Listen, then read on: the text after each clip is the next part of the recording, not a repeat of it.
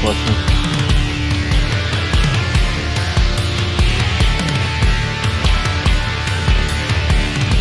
It's always the right answer. I prefer dark chocolate, honestly. That is my preference. But I also understand that they make milk chocolate that other people can enjoy, and that's fine. It's like people who get upset at vegan, right? There's more meat for me to enjoy, and that's fine. Good for you.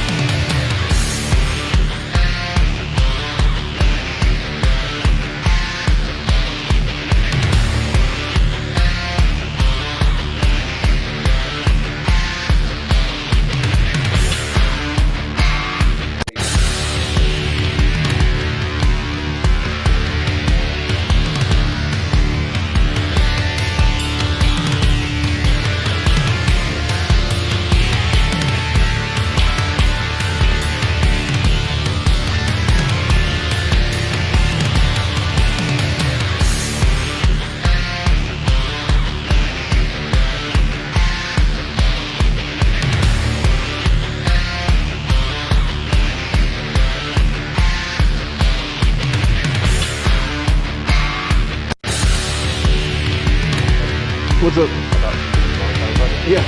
Do we have to actually build the tank, or can we fit it in the tank? You do not have to build the tank. Okay. You can purchase it today.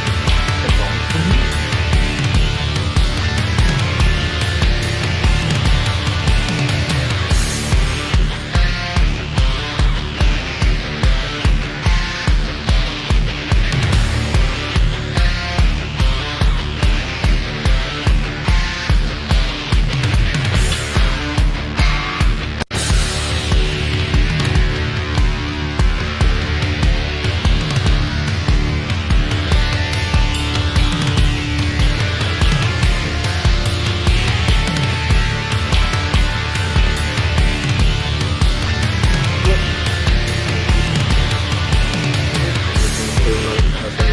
Good luck. Like 1250, something like that. Okay. Good luck.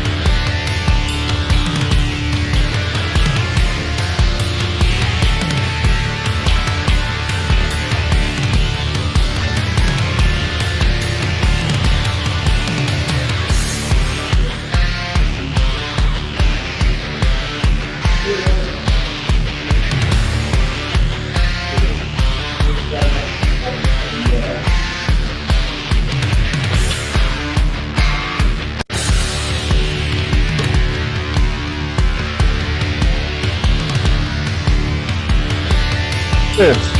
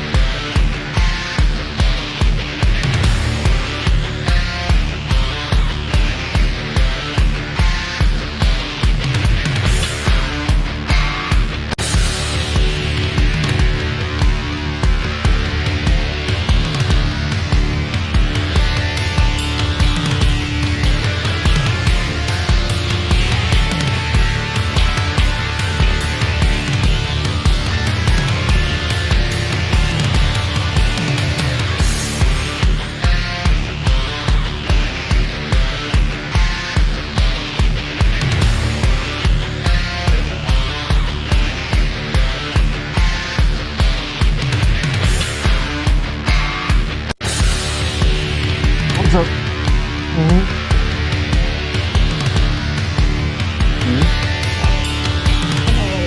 Looks like a wheel. Could be like a roller.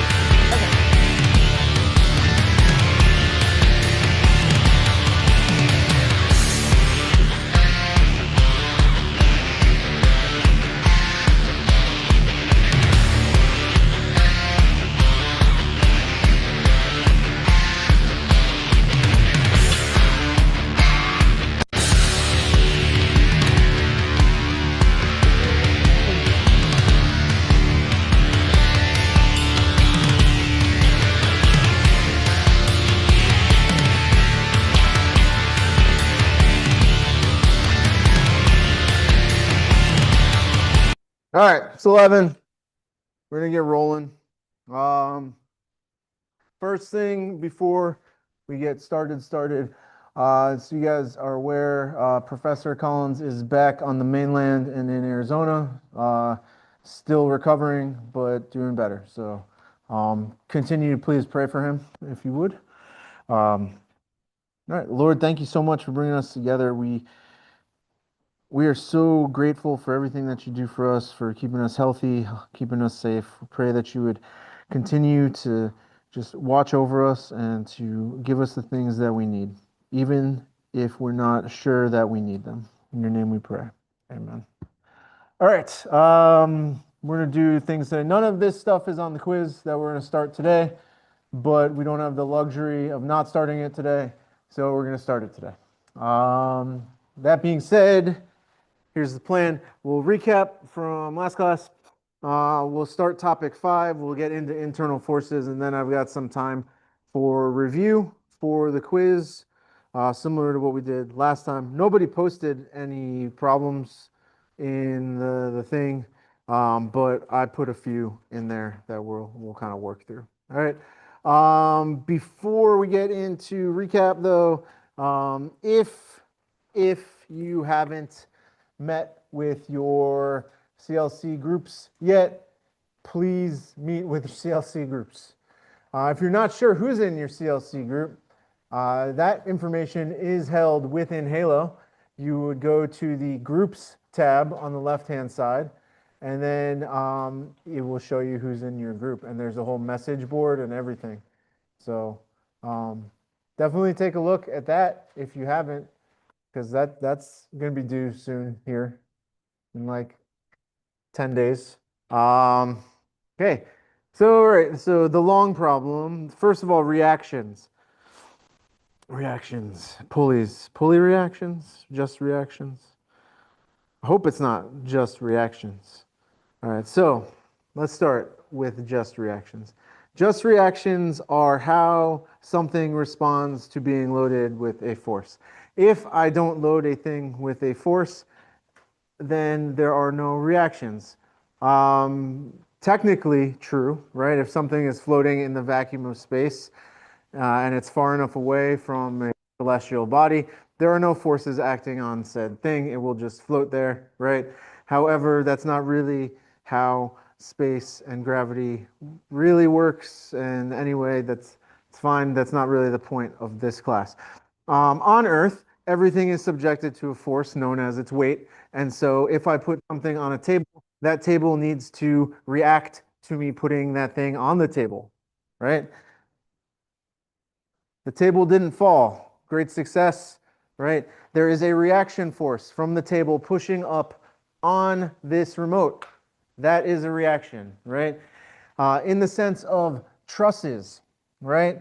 Or structures. If I push on a structure, it will resist me, right? It will resist being pushed on for the most part, right? Obviously, if you build something out of cards and you push on it, then the cards will fall down because they're not strong enough to resist your force, right?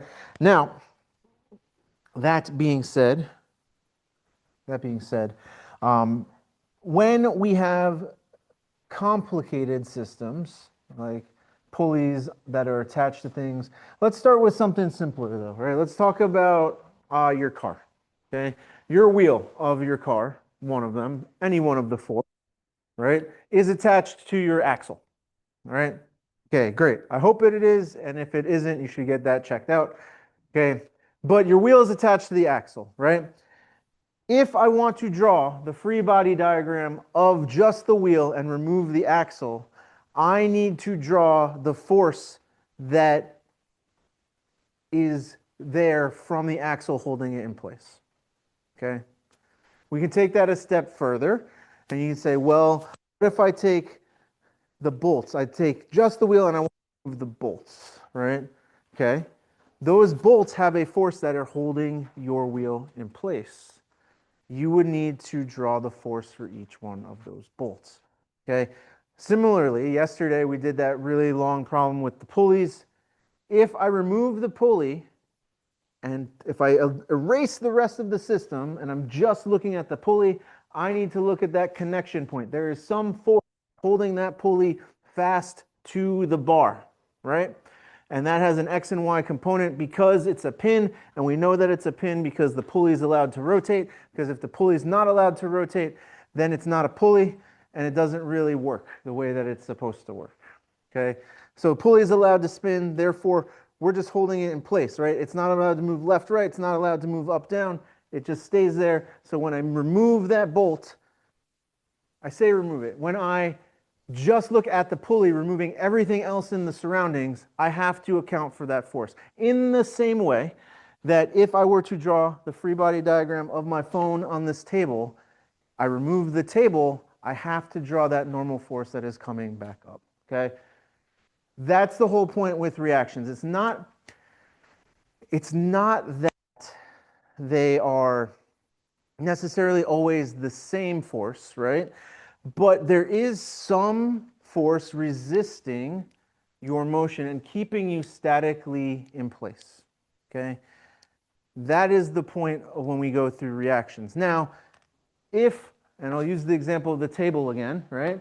If I have this same setup, but I want to look at the free body diagram of the table, I now have an equal yet opposite force pointed downward from my phone on the table, right? It's not that I changed the system. I'm just investigating what are the effects of the force on this table, right? Okay. So when we look at the bar that the pulley's on, we have an equal yet opposite reaction from that connection point where we had originally attached the pulley, okay? The first time that you solve for one of those reactions, you probably will guess that they are both positive, and then you'll get some information about that, and then the next time that you draw it, you should redraw your free body diagram with the correct sense of the force, right? And so there's that, right? Okay. I think that was the main thing that people were getting at there. I don't think it's necessarily just reaction forces, but I think it's the additional layer of having the pulley there, right? Is what kind of was throwing things off. And that seems to be the whole kind of thing here. Sign error and mistake. Stuff happens, guys. Stuff happens. It happens to all of us. Okay. No one is immune to sign errors. So yeah, so yesterday, so how do we mitigate sign errors? Don't work so fast, and if you're copying from your notes, make sure you're copying the correct line of your notes, right?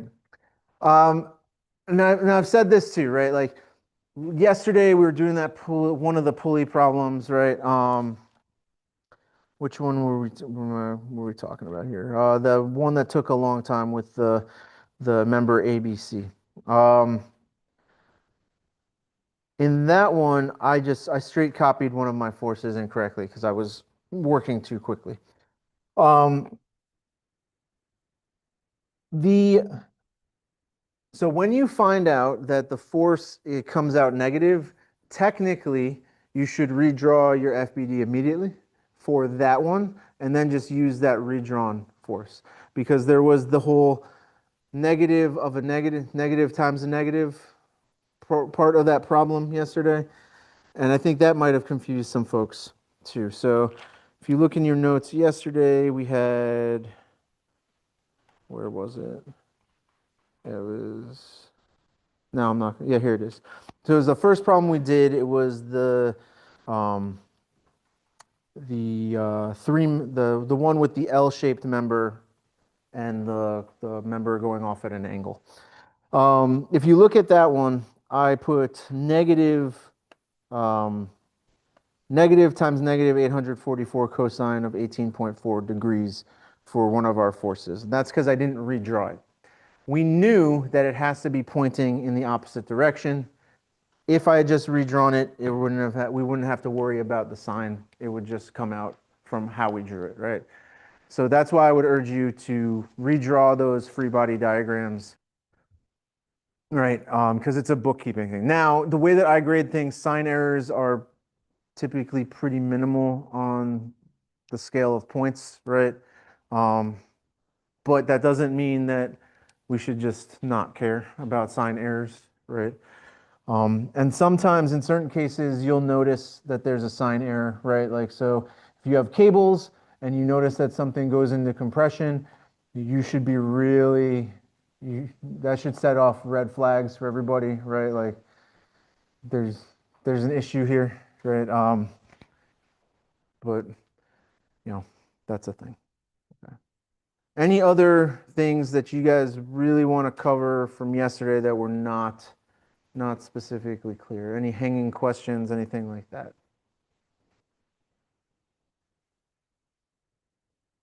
Well, nothing. All right. Clear 'em. I've updated this. This is all the stuff for the rest of the semester. There it is.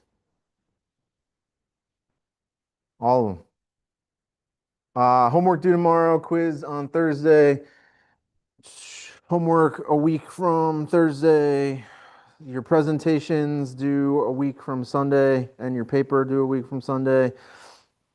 Homework 6 due on the 18th, which is the day before the final quest. That's it. Like, this is home stretch now, right? So,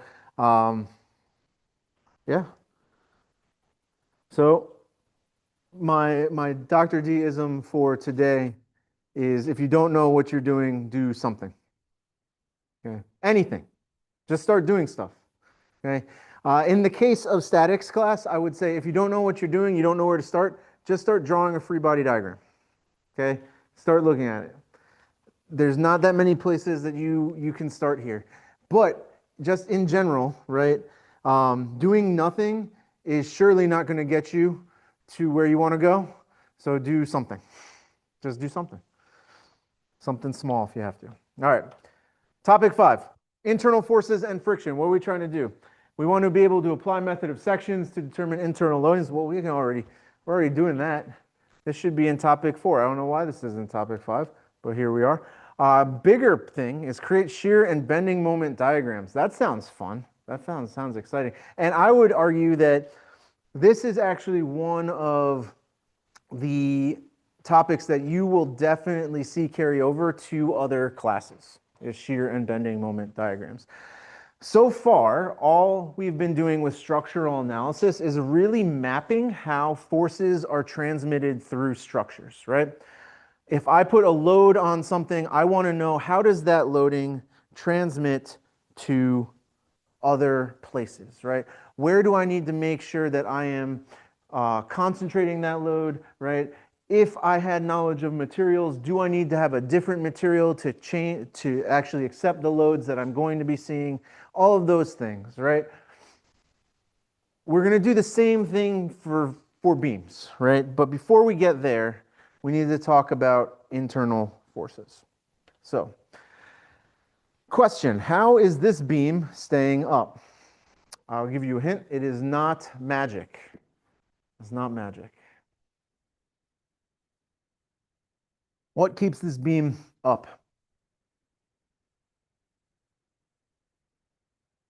Sure. So probably a force at AY. Yeah, sure. What do we call that force? What's the generic reaction force, right? And in fact, because this is supported just at the wall is not going to, this is a fixed joint at A, right?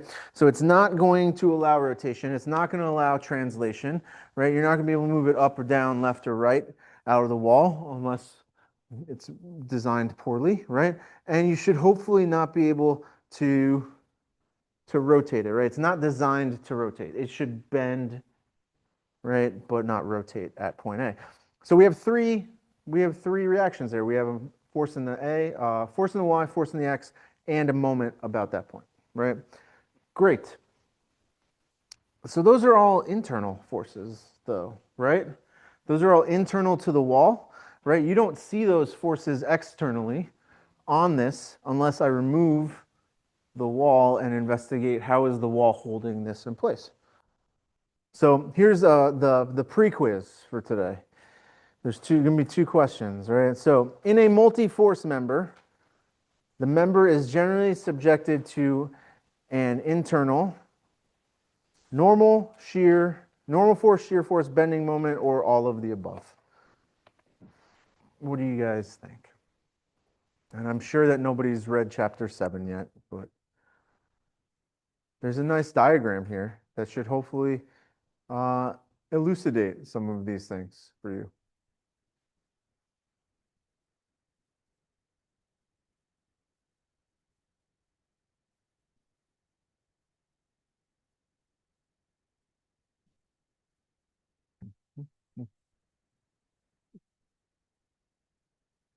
Choose the most correct answer.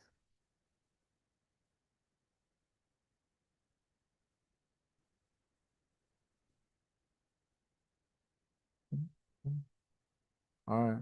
Man, it's looking like most people are saying D. I got some B's, a couple A's. This one is the driver's ed answer. You should do all of the above. Why? Okay, this picture is here, right? V, we'll get into it, is what we call our shear force. This is a moment, and this is our normal force. And those are all internal to a beam. And we'll get into that a little bit more in a second, right? Here's another one. In mechanics, the force component V acting tangent to or along the face of the section is called axial shear, normal, or bending moment. What is it? So I'll go back here. This one, V. What is that called? The freebie. We just talked about it. Literally just told you a second ago.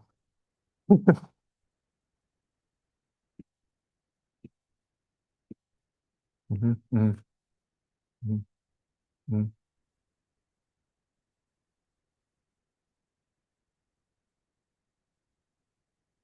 Yep. Yeah, it's B. It's shear force. How are we supposed to know that? Well, first of all, I told you what it's called. But second of all, if we go back to our diagram here, this is typically called a normal or an axial force. It's normal because it's 90 degrees to the surface, but it's also an axial force because it's on the axis of the beam or whatever we are looking at, right? The member. This is a shear because it's transverse to the direction of our axis, right? It's 90 degrees to that. So you guys have probably heard, when you probably know, when two things shear, right? It's typically sliding across each other. That's where it comes from. And this is obviously a moment. And you can probably tell that because they use the letter M, but also because it uses the rotation like we always do.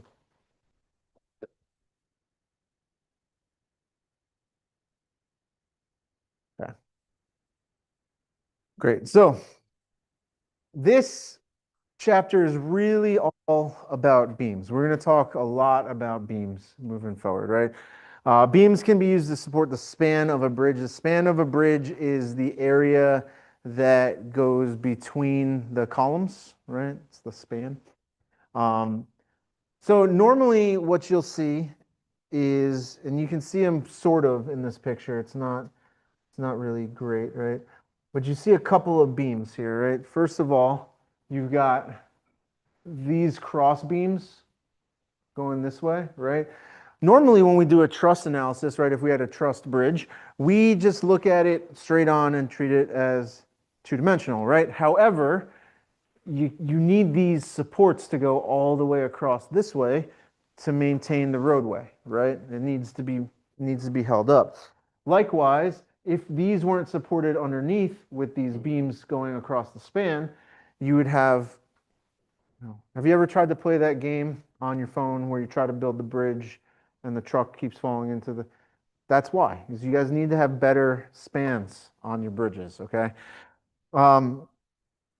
These beams are typically tapered, right? So they're not just the same size across, they as they go out and come back in, right? So why would we taper them, right? Why do you guys think we would taper these beams? Yeah, so as we go away from this support, right, you're going to create more of a moment about there, right? And so we want to be able to create a larger upward force in those areas to counteract that, right? Internal forces are important in making these design decisions, right? I want to know, how does this beam carry force as a function of the distance it is away from my two supporting ends, okay? And we can do that by investigating the internal forces throughout it, okay? Here's another one. I've got a column support for this rectangular billboard. It's beautiful, right? So you've probably seen this. You can see it here. Thicker at the bottom, right? And they taper as you go up, right? Again, same practice, right? We want, as we get further away, we end up generating more of a moment about this point, and so we need that point to be stronger. Here's another one, right? So here's a shop crane, and there's a frame around the outside of our, it's a frame on a frame, right? So why would we put a frame on a frame? Probably to give it more structural stability about that point, right? Again, that bend is going to be where most of our force is concentrated, right? And so we're taking measures to help alleviate that in our design, okay? Again, I will remind you that statics is contextless in the sense of we're not going to talk about material choices, we're not going to talk about stress and strain or any of that, but all of this feeds into our structural design choices, like our material selection. If you guys are mechanical engineers, you'll take MEE 352, and a lot of this stuff will come back up. That is a class where material science and statics had a baby, and it's called MEE 352. For BMEs, you take BME 352, which is the biomedical version of that, where you guys talk about stress and strain in the body and how does that apply to biomedical devices and things like that. EEs, it's important for you guys too, because on a much smaller scale, a circuit board is a beam, right? And if you produce a high enough magnetic field, you're going to cause issues with bending on some of your components, right? And so we need to understand this as well for that purpose, right? So what is an internal force? What's the force inside of the beam, right? So that's, please make sure to like, rate, and subscribe that definition. All right, so the design of any structural member requires finding the forces within the member. Okay, again, what are we trying to do? The whole purpose of everything from chapter 6 and chapter 7 is we are mapping the transmission of forces inside of a structure, right? I want to know how much load is being carried by these things, right? In a sense of a truss or a frame and a machine, right? You are looking at, okay, most of my force is concentrated here, and then you compare that to your material properties and you say, hey, okay, I'm going to need some other mechanism to help me out here. In the sense of a beam, we're going to map out what do our internal forces look like throughout. So how do we do that? Well, we have to start with our beam. All right, so here's a beam. It is pinned at one end and has a rocker on the other side, right? And it's loaded in this way. We see it has a moment on the right side, right? So we draw our free body diagram, right? Something very interesting happens here that they just omit, but notice that the reactions at D, they didn't include dx, because in this loading condition, there are no x direction forces, right? So some of the force in the x is equal to 0, so dx is equal to 0, so they just left it off. Right, and so then we can cut it and look at the internal forces, right? Great. Let's talk more about that. For this example, we're going to examine the internal forces on the cross section at B. So if we're going to look at the internal forces, we need to cut the beam open, and look at what's happening, right?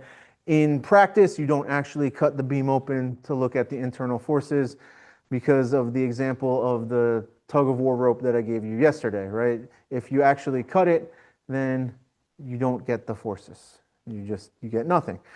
But that doesn't mean that they aren't developing therein, right? So first thing we need to do is determine what these reactions are, right? If I want to know what's happening inside of the beam, I need to know what's happening fully outside of the beam, right? I need to know all of my external forces because those external forces are going to propagate differently throughout my beam, right? The next thing we need to do is we're going to cut the beam at the prescribed point. This one we're going to cut at point B. Why? Because that's what we were told. Is we were interested in cutting it at point B. Probably because there's a 6 kilonewton force that happens right at point B. Notice that when we redraw this free body diagram, we didn't include the 6 kilonewton force. So we must have cut it infinitesimally right before we applied that force. Okay. Then we have to cut the beam at B and draw the FBD. So we draw a new FBD for our section, right? And then we do our analysis. We can figure out VB, the normal of B, and the moment of B. All right, so let's talk about this. The general naming convention here is that because we cut it at B, this is the shear at B, this is the moment at B, and this is the normal force or the axial force at B. Based on this diagram, what is the normal force at B? It's 0, because there are no x direction forces, so we can't develop an axial force or a normal force here. It doesn't make sense, right? There's no force that's being propagated through here. If we had an x direction loading on here, then that's a different story, okay? What about VB? If you're just looking at VB, what do you guys think? 5. So sum of the forces in the y direction is negative VB plus 5. Yep, 5 kilonewtons, and it's pointed downward because we pointed it downward. Okay, why did we choose this particular configuration? This is the standard way that we define it if we're looking at the left side FBD. Okay, shear is down, normal's coming out, moment in the positive direction. If you were to look at this on the right-hand side, all of those get flipped. V is up, moment is negative, and normal going to the left. Okay. What if I don't choose those? Well, the signs will tell you what way they're supposed to. It's not that big of a deal. The big thing is that you have to be consistent with, once you choose one direction to draw it for a specific diagram, the other side has to be equal and opposite, because that's the way internal forces work.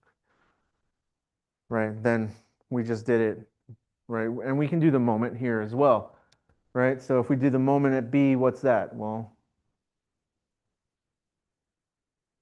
should be 15 kilonewton meters, right? That's some of the moments. Well, let's walk through it. We'll keep going through it. Okay, for two-dimensional cases, before we get into this,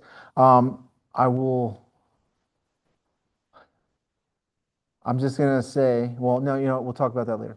In two-dimensional cases, we're not going to do any 3D beam work here. That sounds awful, because you would have shear in the X, Y, and Z directions. You only have normal in the one direction, because that's normal. But then you would also have moments about all three, and we're not going to do it. It's not something that we're going to care about. So in a two-dimensional case, typical internal loads are normal or axial, shear, and bending moment, right? And here you can see them, right? I would definitely make sure to make a note of this. If you ever forget, right, again, it's not the end of the world, but typically the way that we do this is we curve the moment back towards the beam, right? Curve the moment back towards the beam, and shear is negative on the left side. But again, this is a typical convention. It doesn't mean that it's like set in stone. This is, as long as they're equal and opposite, you should, the signs of everything should still get you to where you want to go. All right.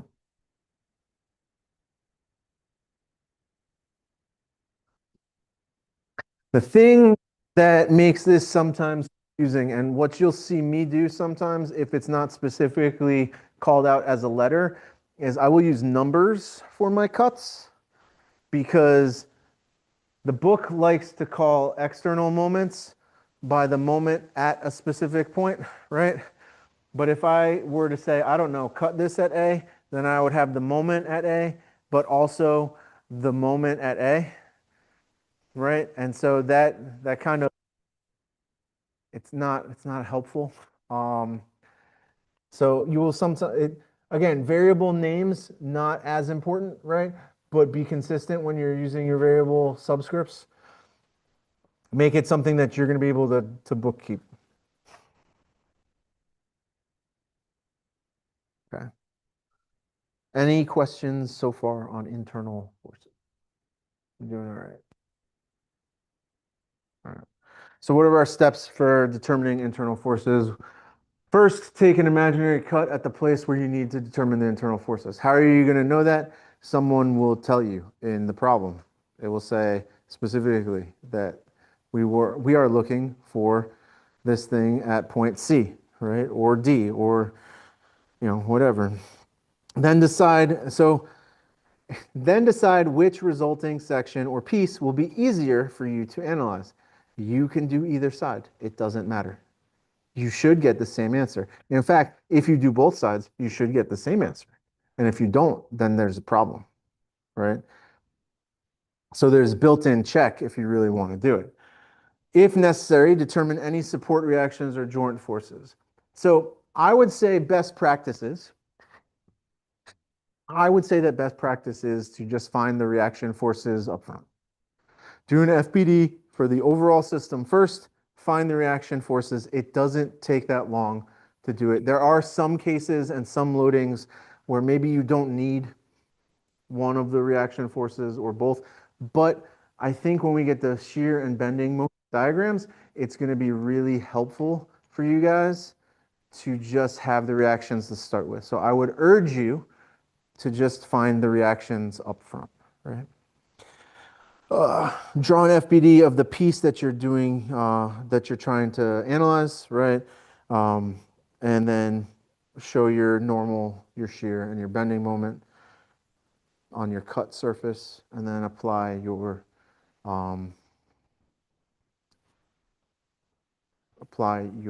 equations of equilibrium to find the internal loads. It's 3 equations, 3 unknowns. You always know with these problems what the 3 unknowns are. They're N, V, and M. And a lot of the time, it's just V and M. Because a lot of the time, we don't have a horizontal loading on these in practice, right? Think about how beams in the ceiling are loaded. They're loaded from the top down. They are not loaded from the sides, typically. Right? And so if we wanted to measure our shear and our bending moment, we can. It's the reason why they're called shear and bending moment diagrams and not shear, bending, and axial diagrams, right? Okay. Let's just do one. Enough talk. This problem I like because we haven't talked about kips yet. And kips are one of my favorite units, because in the English system, it stands for kilopounds, okay, which is a bastardization of SI prefixes with English units. And instead of just saying we're going to use SI units, we said, hey, what'd be really great is if I have 1,000 pounds, I'm just going to call it a kip, and we're going to move on. So there you go, kilopounds. We have a distributed load here of 3 kips per foot. And and that's it acting on this beam. We have a roller support at A and a pin support at B. Great. So they asked us to find the internal forces at point C. Okay.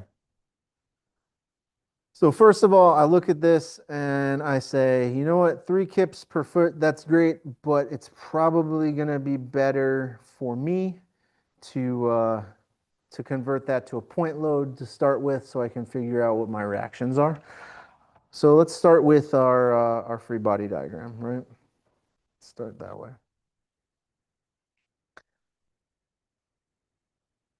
So if I draw a free body diagram, and I'm going to cheat and use my rectangle tool, just makes it very nice. You don't have a rectangle tool, so apologize. You should get that installed next time you're in the shop. Tell your doctor you would like a rectangle tool. All right, that's 4 feet from B to C, 4.5 feet, excuse me. Then we have another 4.5 feet from here to A, and then 6 feet to the end of the beam. All right. We know that this is a roller. All right, so that's AY. And we know that this is a pin, so we're going to have BY and BX. And we want the point loading for this 3 kip per foot. So what shape is this? It's a rectangle. That's excellent work.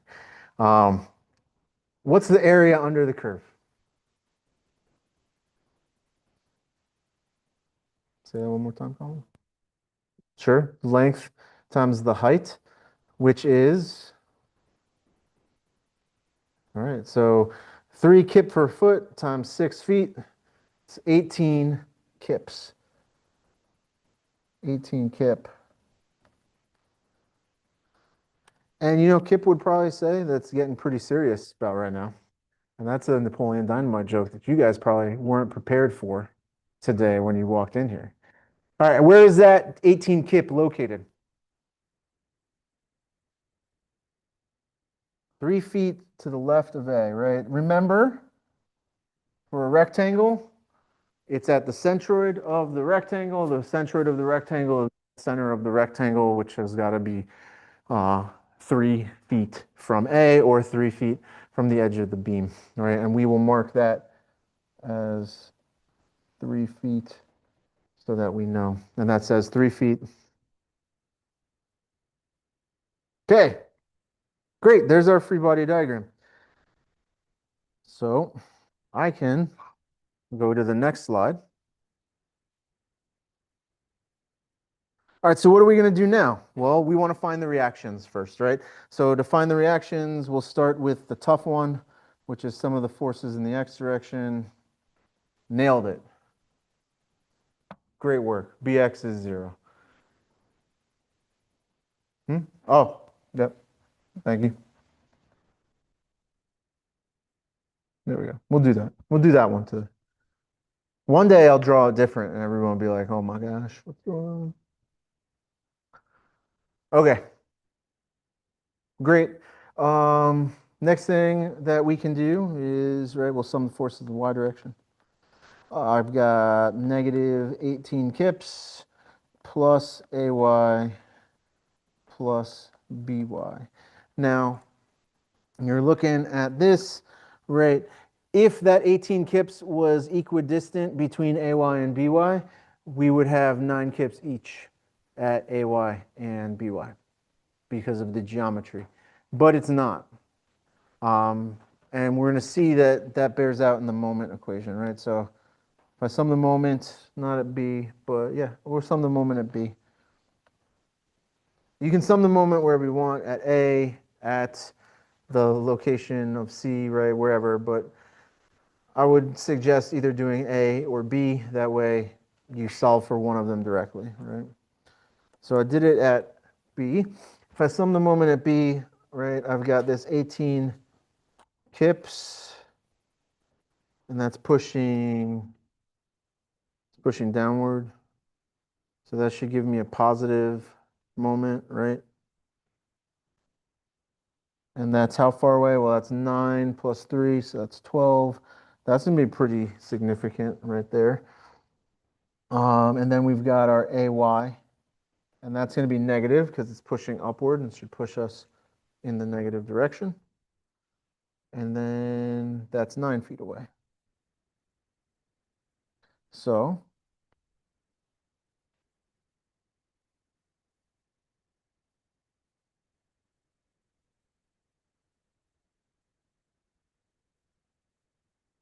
AY is 24 kip.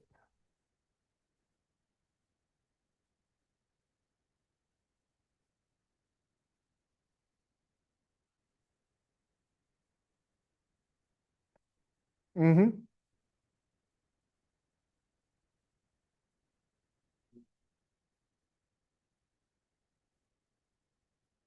Okay. So now we sub that back into our sum of the forces in the y direction, right? And if we look at this, we can say that By is equal to 18 minus 24, which is negative 6 kip. And that's going to be downward. So when we draw this for real, all right, we don't really need to include Bx anymore, but we will redraw this guy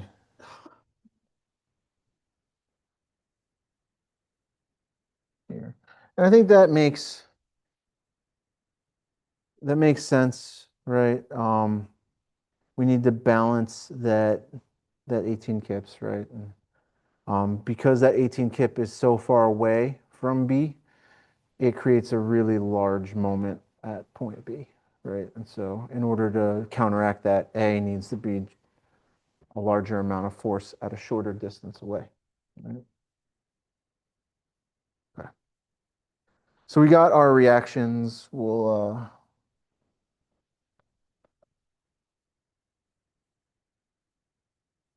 just write them up here.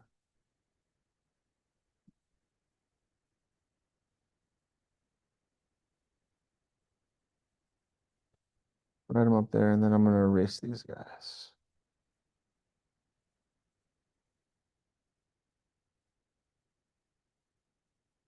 Okay, so far so good, right? So now we have to make our cut. Where are we going to make our cut? Well, at C. And so if I go to make my cut at C, that'll be my line for the cut, right? Do you need to draw a line for the cut? No, this is mainly to show you where I'm going to cut it. You will see that I tend to do that just to keep it straight in my line, in my mind, right? We use the standard cut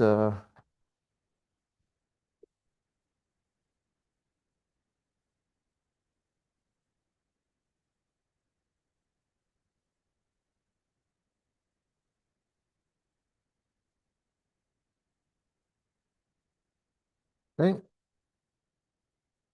cool. Everybody's cool on how to find the reactions, I hope, right? We're good. Does everybody understand why we have a pin, like why we have the reactions that we said we did, right? We have a pin and a roller, right? So, okay, now what? Now we make our cut. Do you guys want to use the left-hand side or the right-hand side? What do you think? I mean, right-hand side has fewer things that we need to worry about, for sure, right? In this case, it's not that big of a deal because it's just a force, right? But you can see, we'll do some in a minute where you're really gonna want to do things the clever way and not the brute force way. Um, but anyway, what we'll do is we'll start off doing it, well, we'll do it to the left, and then we'll check it by doing it on the right, okay? So if I go on the left, right, that's that cut. This is 4.5 feet. Here is my 6 kip downward, and then I've got VC, not VB. VC. We're gonna have, for completeness, we'll draw this, and then we'll have our moment MC. Something like that.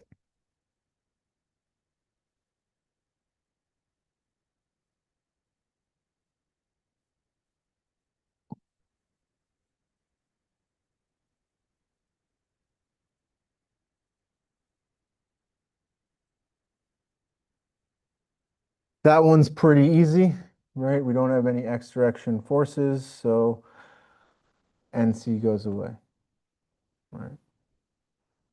And honestly, if I were doing this and not teaching you to do this right now, I wouldn't have even drawn NC, right? Because it doesn't, I don't think it makes sense to have it there. But for the purposes of learning, we're going to keep doing it, right? Till you feel comfortable. Let's do our shear now. Sum of the forces in the y is equal to 0. We have VC minus 6.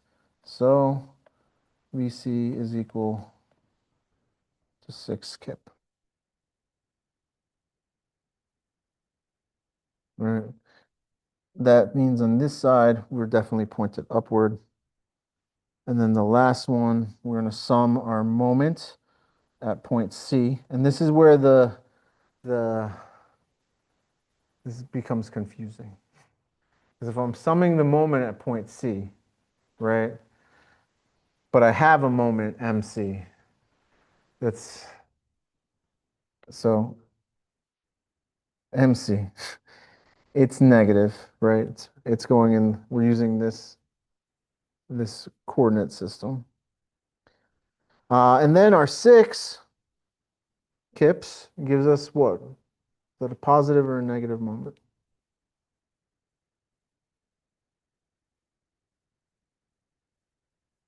It's 4.5 feet away. So MC is equal to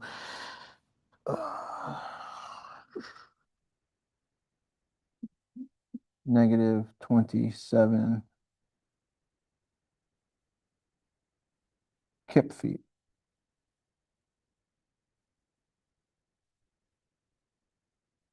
Mm-hmm.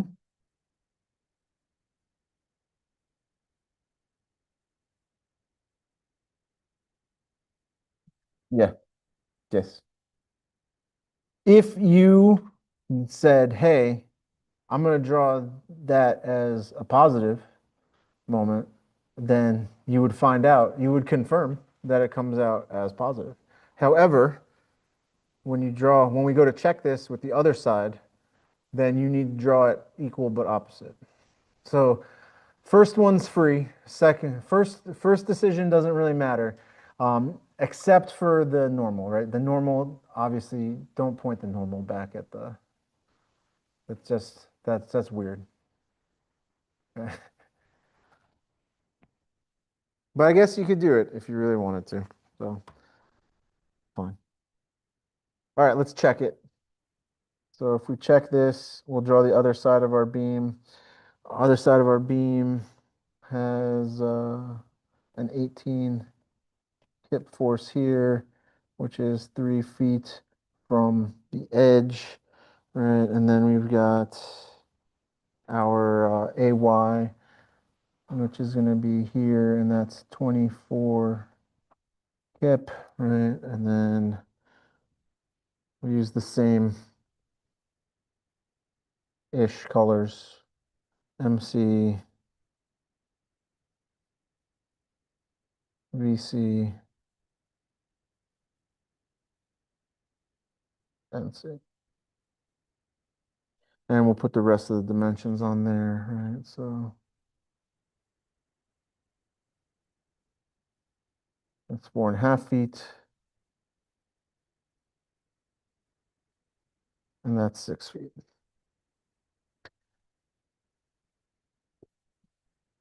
Cool. Rinse and repeat. NC is still zero, right? Sum of the forces in the X equals zero. NC. That's great. Check. All right, those check out.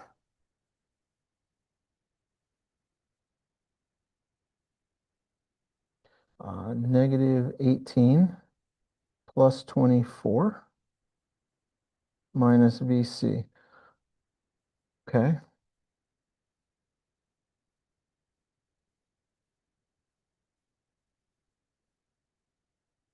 So negative 18 plus 24. So that's 24 minus 18, 6 kip. That checks out. And this is going to be downward the way that we drew it. But the magnitude is what's important, right? You know it has to be opposite in direction. So there we go. And the final part of this, we'll check the moment. The moment's going to be a little bit more involved. If I can draw a sum sign correctly, a sigma. So we've got MC, in this case it's positive. 24, still using that same coordinate system. That's going to be minus 24 times 4.5 plus 18 times 7.5.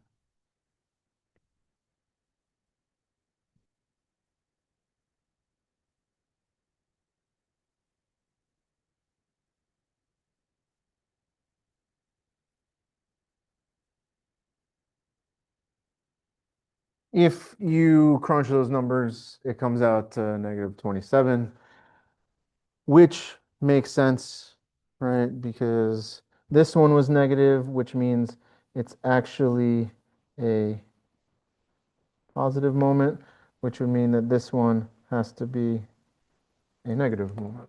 Right?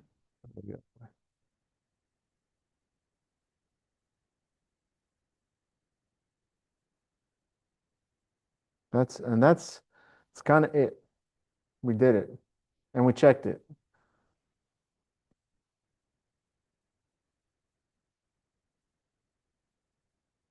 Okay.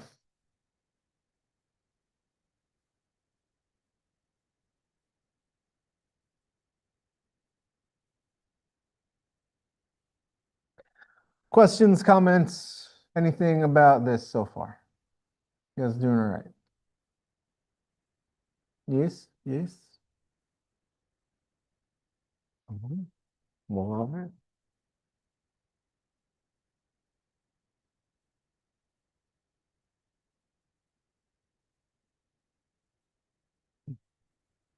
All right. Here's a question for you then. A column is loaded with a vertical 100 Newton force. At which sections are the internal loads the same?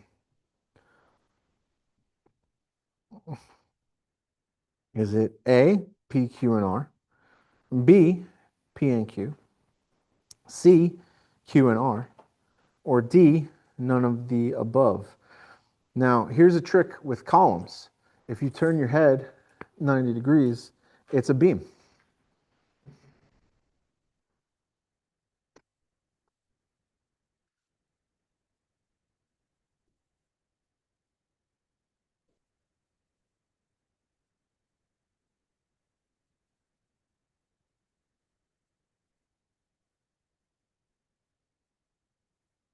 All right, what do we think?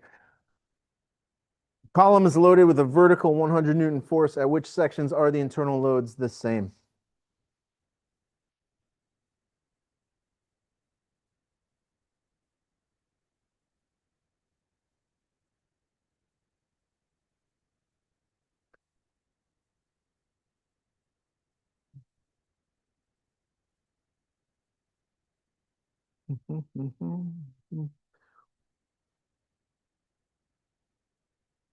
We're going, we got some C's, right? We got some A's. I think the C's are edging a little bit. A couple D's, a couple B's. Mostly A's and C's. All right. All right, let's not B. It's not A. All right. It's C. Why is it C? Right? Why are Q and R? Okay, if you were to cut that at P, right? If you cut that at P and you use the top half FBD, you have no forces. There's zero. Everything is zero. If you cut it at Q and use the left half, you have 100 normal, right? And if you cut it at R, you have 100 normal. Because it's axial, there's no bending and there's no shear, right? Okay, let's try another one, a little bit different. This one's loaded with a horizontal 100 Newton force. At which section are the internal loads largest? A, B, C, or D? Which is P, Q, R, and S.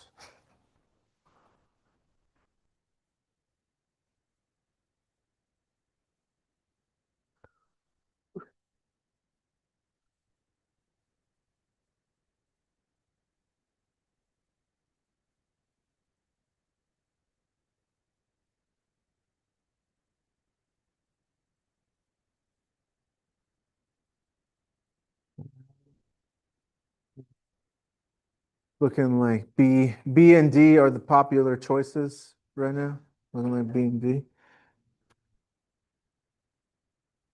It is D, S.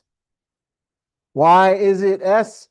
Because that's the furthest point away from the applied load, which means it has the highest bending moment. The shear is probably going to be the same.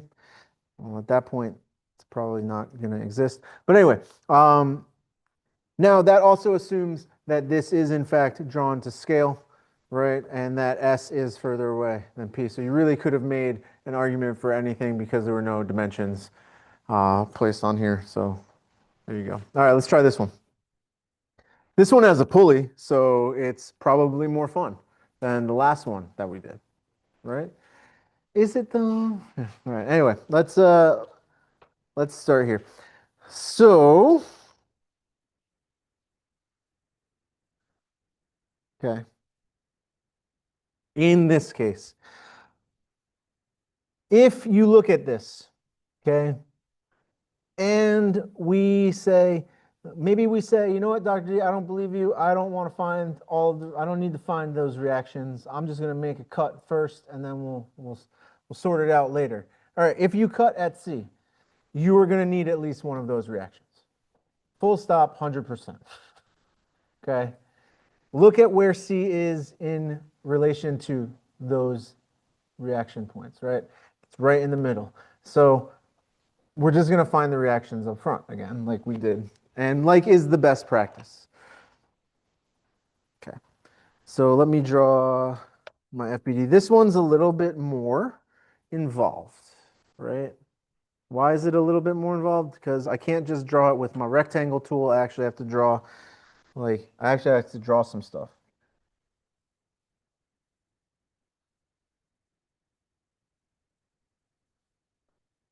Yep. There's no filler episode here today. This is, you know, in there. Um,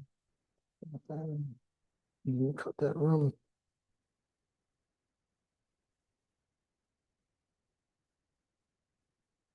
We got 400 Newton. We're given the radius of that pulley, right, as 0.2, not M, capital M, but lowercase m. This from here to the center of the beam is 1 meter. We have a roller at B, which should give us BY. At point A, we have a pin.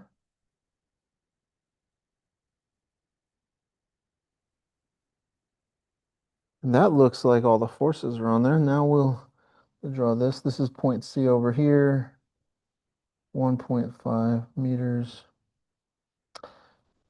This is another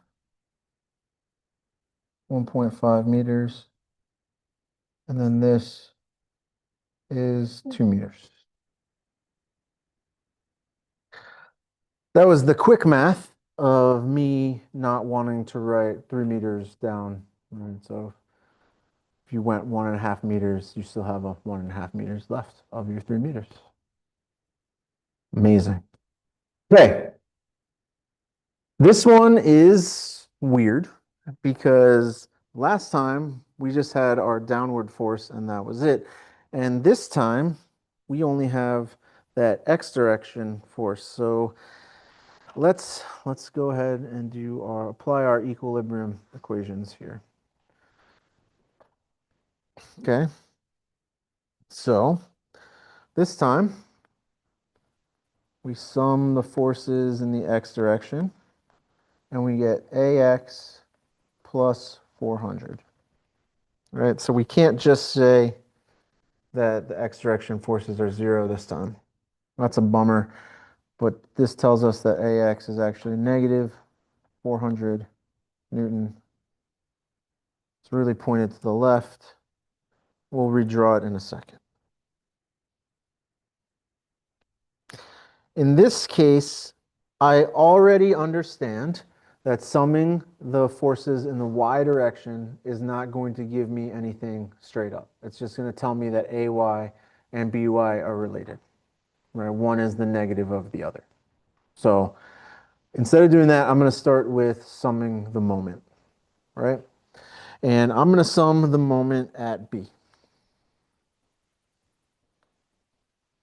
Doesn't matter which one you sum the moment at. And B, remember, is actually, all these points are situated at on the center line of the beam, right? So by summing the moment at B, I actually get rid of the moment due to AX because it goes straight across. Okay. So sum the moment at B is equal to 0. I've got a moment due to AY.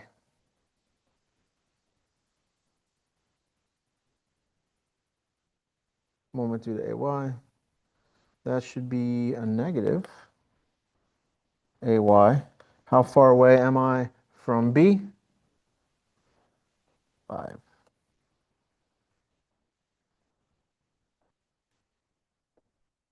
Okay.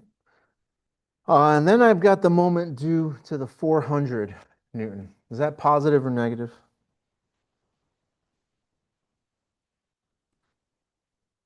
Positive or negative? Negative 400. How far away is it from B? 1.2. Don't forget about the radius of that pulley. You were told what it was. It's important. Well, Dr. G, it's only 0.2 away. It can't be that important. It's important enough. It's important enough that if this were a homework problem, you would get it wrong.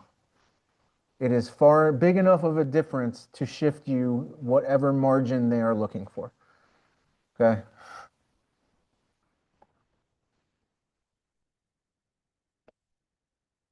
All right, so we can solve this for AY, right? Tells me that 5AY is equal negative 400 times 1.2, right? 100 times 400 times 1.2 is like 480, something like that, right? So AY is equal to 96 Newton, negative, which means that this is actually pointed downward. So we're gonna have to redraw AX and AY when we go to the next part of this, but for right now, the rest of our analysis doesn't really depend too heavily on that. You know what? I'm going to redraw it right now. Let's just redraw it right now before we do our sum of the forces in the y direction.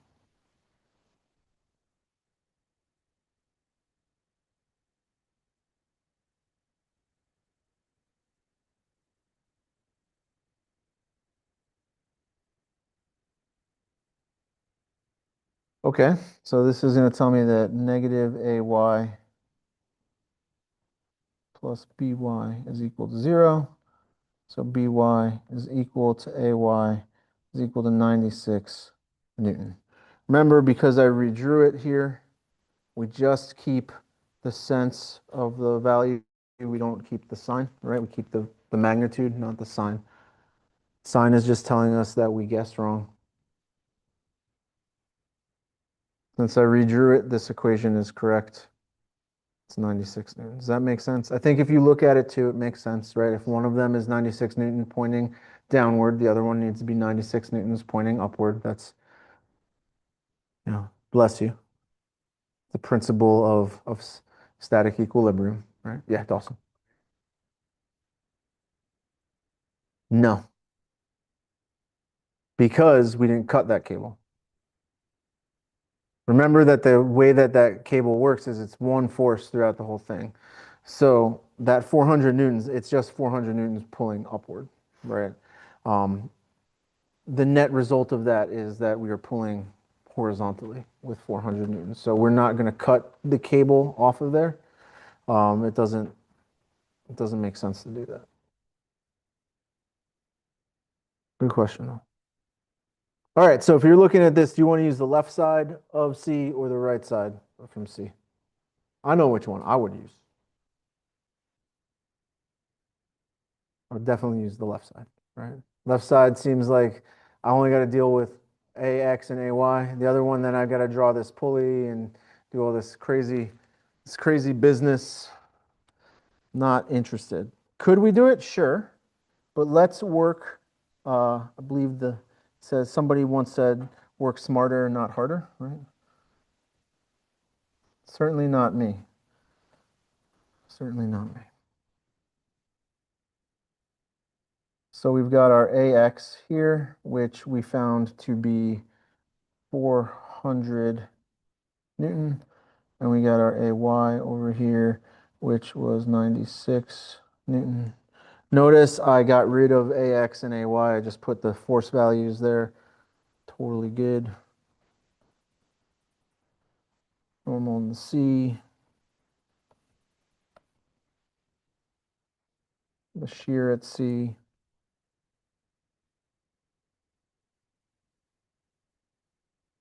Moment at C. Right. That's my cut.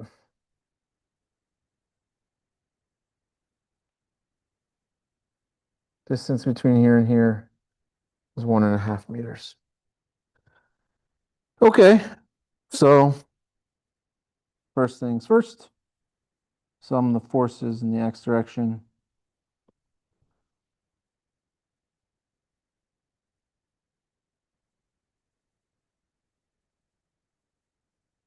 We have 400 Newton that's transmitted axially through this beam. Calling it a beam is generous because it has that weird pulley on there. Let's call it a support. Call it a support instead.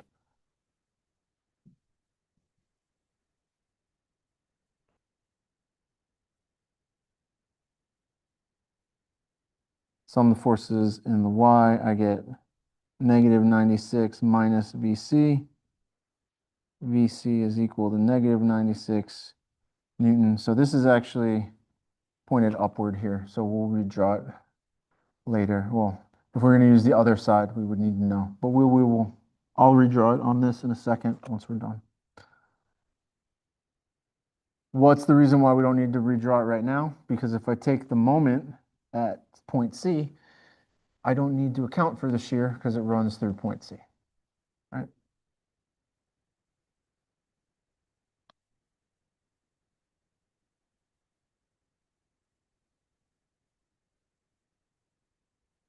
Well, negative 400 goes through point C. Don't need to deal with that. We don't have to deal with the 96 newtons. That 96 Newton, is that going to be a positive or a negative moment?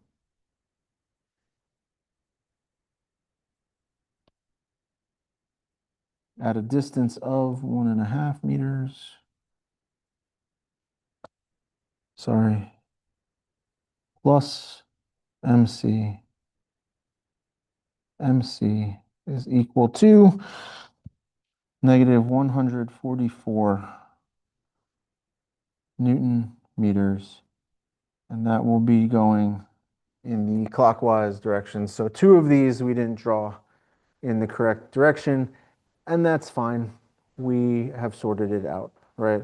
But we've also drawn which direction they are supposed to go in here next to them. So if we were going to draw another free body diagram on the other side, right? First off, we would rearrange these, right? So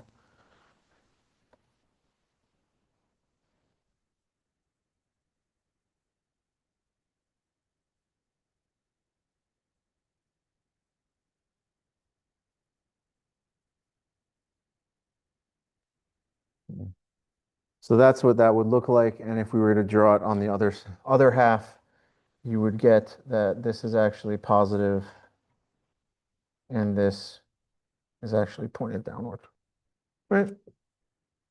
And that's what we would expect. And we could run our check if we wanted to, but I don't want to. But we're not going to.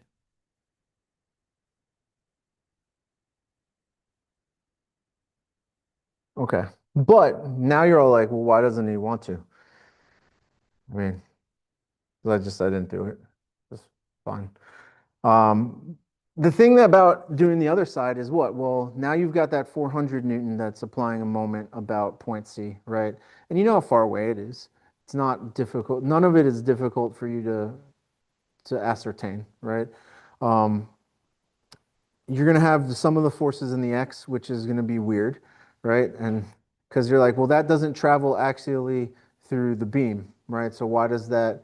Well, it's because it's the sum of the forces in the X direction, and it does transmit downward into the beam as if we're pulling the beam itself, right? What you're going to see is that that point B ends up having a much larger contribution to the moment, right? But that 400 newtons now also offsets that moment, right? And that'll bring you back to your 144. So it's again it's not difficult. There's not a lot going on the right hand side. It's easier to just deal with things that are in line, right? This goes right through point C. It's quicker. Okay. Questions about this? Still really haven't highlighted why we care very much, right? But we can do this, right? It's same concept as everything that we've been doing for the last like 3 to 4 weeks, right? You sum the forces in the X direction, sum the forces in the Y direction, sum the moments about a point, and then you report the forces that you're getting. It's the same general process, right? Okay. All right. So I'm gonna let you guys have some time to do this, and then this will be the last one that we do today, and then and then we'll move into review for the quiz. All right, so let's call it 20 minutes. I'll give you 20 minutes to run through this one. I mean, you have 2.5 hours on the quiz. All right, Colin wants everybody to have 20 minutes on the quiz. That's it. You guys are going to take the quiz in 20 minutes.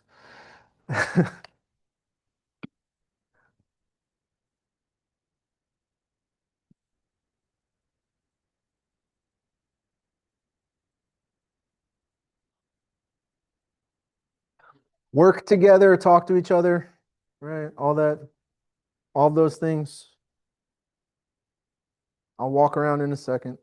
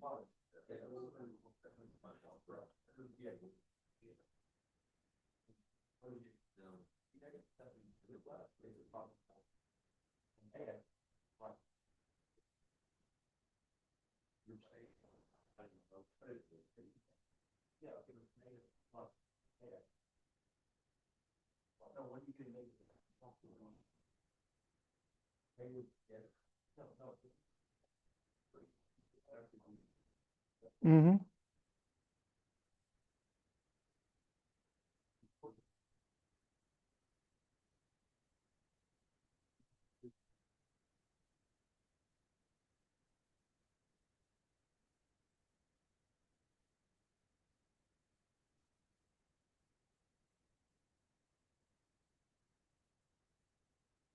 No. How does cable work?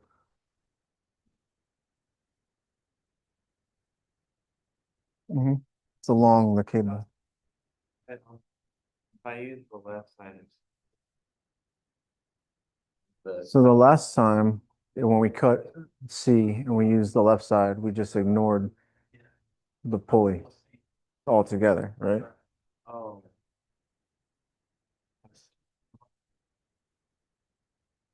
I didn't know if it was something like the at the factory. No, it kind of is. Sky. Sure. Yeah. No, don't have to worry about that.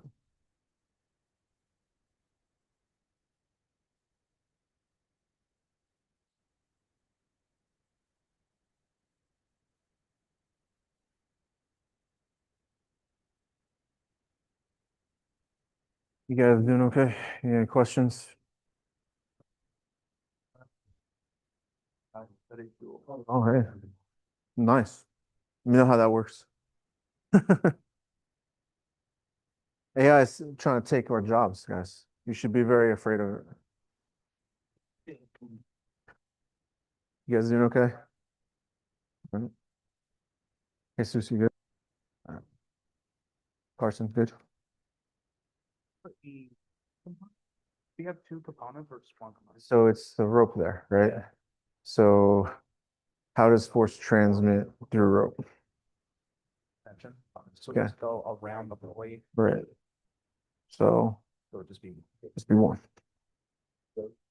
Grant, you good? Yeah. Jules, you all right? Manny, you good? What? Letty?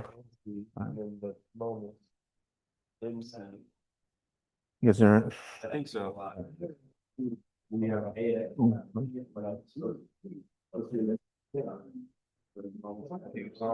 guys all right? No. JC, good? You guys good? Sorry. You guys all right? Question? All right. Isaac? Would fully be the weight times the length of the beam itself? Because the pulley is going right into it. This force, would it be 1200? So, no, but so think about this, right? If you were to draw the free body diagram the of that beam altogether without a cut, right? What forces do you have? You've got your reactions down here, right? Yeah. But you also would need to cut through here to see how much force is holding the wall. So you can do B is gonna be its own thing. One reaction there, so that's. Yeah, because it goes along the rope, right? Is it good? Okay, good, good. That's what you're supposed to be trying. Good. Yeah, for sure. Ivan, good. All right, what's up? But on what? I think that it's much more than one. Okay, so reactions. What are you going for reactions here? So you sum the force of the x equals 0. So, all right, you didn't complete the free body diagram, right? Because this is still attached to the wall here. So you actually have a tension in this cable that you need to deal with. So that's going to inform you more about that. So keep running through it, because then you got to take, last thing is take a moment, right? So you've got, this is looking good. Just missing the component there. Now you need to do your moment equation. And then you should be on track to get the reactions, right? And once you get the reactions, then you can do the cuts.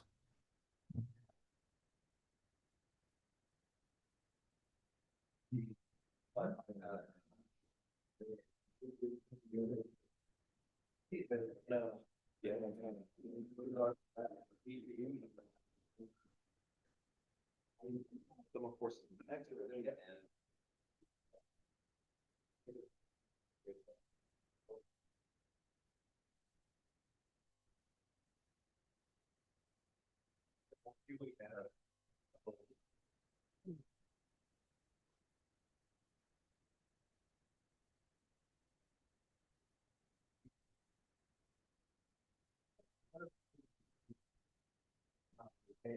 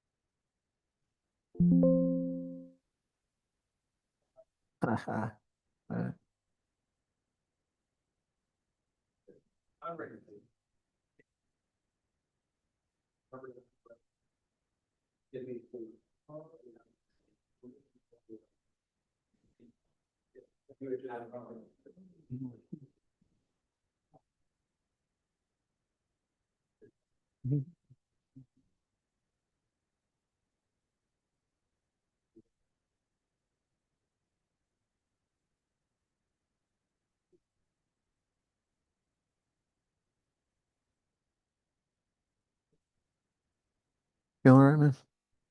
All right. It's still a little foggy, but Okay. I'm coming back. I'm a little confused on how you select the location to take the moment. For which part? For just like the initial one. I took it as A, but I feel like that's wrong. Oh, that's, you can do it wherever you want. Really, it Totally doesn't fine. matter. No. It's kind of that's simpler some places compared to others. Yeah. Okay. So for this one, I took it at A as well because that cancels the most amount of things and you don't know either AX or BX. And so, So, you need to figure one of them out, right? And so, so for B, Mhm. does that creates both a horizontal and a vertical component? So just the horizontal based on where you cut the rope at the wall, right? Okay. So it's just horizontal. B. Yeah. Um, so would the moment be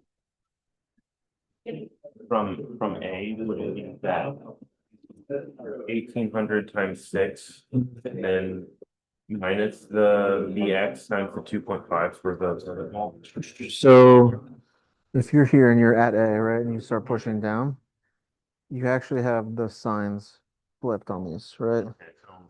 Because it should be the negative 1800, right? Because if I'm here and I push down, that's going to create a clockwise rotation, which would be a negative from the sense that you gave me here, right? And same thing here, right? If I'm at A and I have a force that's pushing this way, that's going to force me to be a counterclockwise rotation. Yeah. Okay, and then I've got, do I have these set up correctly? Some of the forces and. You're close, right? But remember, that's not BY anymore, right? Not see a Y component for the Yep. vertical. Okay, that makes sense. And then your BX and your AX your AX would be different, right? Because the B is in the X direction. But yeah.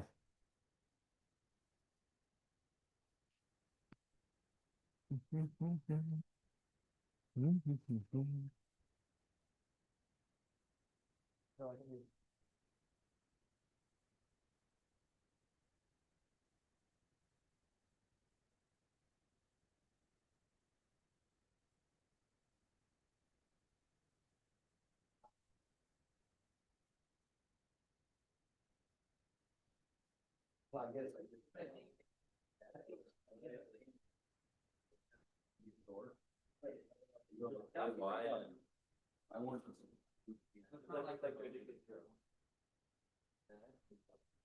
is the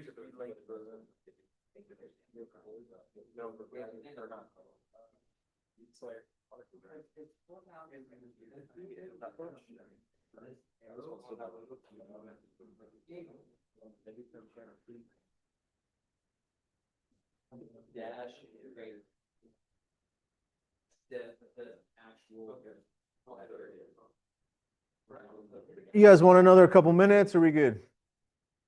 All right, take another couple minutes.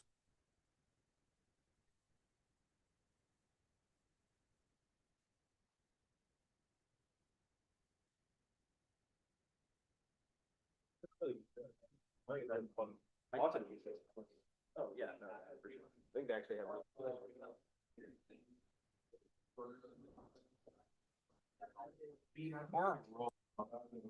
The rope on the pulley, only acting as a force in the x-axis. So there Okay. wouldn't be any moment you have to calculate for anything of y at that point. Not in the Y direction, yeah, just for the X direction force. Yeah.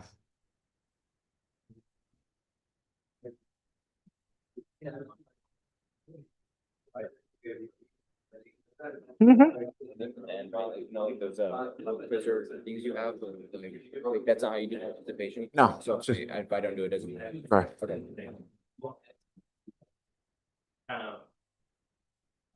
We're debating the rope calculation.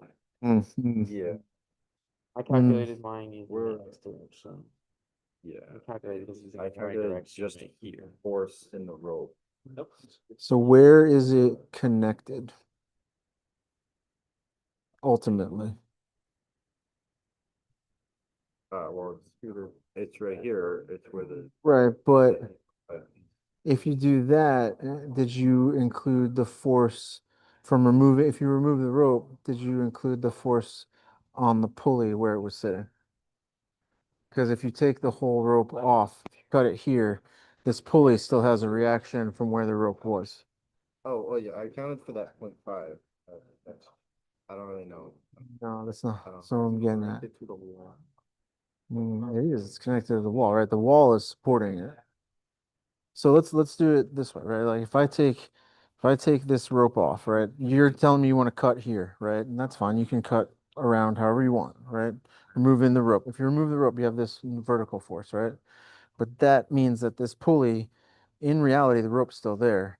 So there's a downward force that's the same pointing downward there. And then there's another force pointing this way here, and one at the wall pointing the opposite way, right? But we're just looking at this. If you're just looking at this part, you're missing two different forces if you cut the rope there. Does that make sense?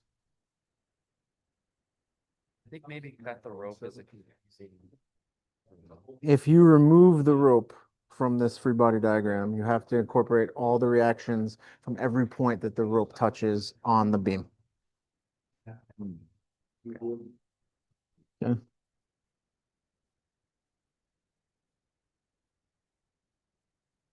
So wherever that rope is sitting on that pulley also produces a reaction because the rope is still there in reality. Oh, so the rope here is pushing, is on the pulley that way Right, and down. right. Okay, I don't know how to account for that. Well, wouldn't think these it- two just cancel then? When you do your sum? Because Because T1 and T2. pulley would be pushing down and the beam is up. Yes. When you say that, it just makes me feel like the rope isn't doing anything. Like if you're. So let me draw it. I'm picking up what you're. So if I have this beam, right, here's a very rudimentary beam, right? You have this force, right? We'll call this, I don't know, let's call this T1, right? But since we are ignoring the entirety of the rope, right? You also have a reaction here that's T1 because the rope was touching the pulley there, right? But the rope's also touching the pulley here. So you have T1 there too, right? So now when you go to sum your forces in the Y direction, because you're gonna have this guy and that guy and this guy, right? When you go to, these are equal and opposite, they're gonna just cancel anyway, right? So this is the one that's important. Why? Because at the wall, if we just have a free body diagram of the wall, we have that force, and then that pin isn't at the wall, right? So if I was just drawing that force, that free body diagram from the wall, I just have that tension in that line. Because the force of the beam pulling on the beam cancel. And you just have pulling on the wall. Right, so it's not, what you've done is not incorrect, it's just incomplete, right? Because there's more reactions here from the rope, right? Because remember, anywhere that touches, you need to have those forces there, right? Does that make sense? I understand that, I just don't know how to account. I don't know how to actually. So, right, like if you did this, right? If you had it drawn like this, right? Just this guy. This is our FPD. Don't worry about the wall. That was it's for illustration purposes. If you go some, we'll just name these D and AY, right? So if I sum the forces in the Y direction here, right? I get AY minus DY plus T1 minus T1, right? These go away. So you're just left with this, right? In the X direction, you end up with, right? So you know that AX is equal to T1 at some. So you need the third equation to figure out what that is, right? And depending on where you decide to take the moment, that's gonna give you what you have from these, right? And again, this is positive and negative, so any moment contributed by this one and this one are gonna cancel. Right. Yeah.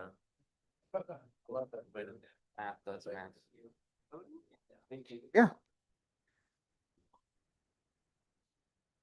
Okay.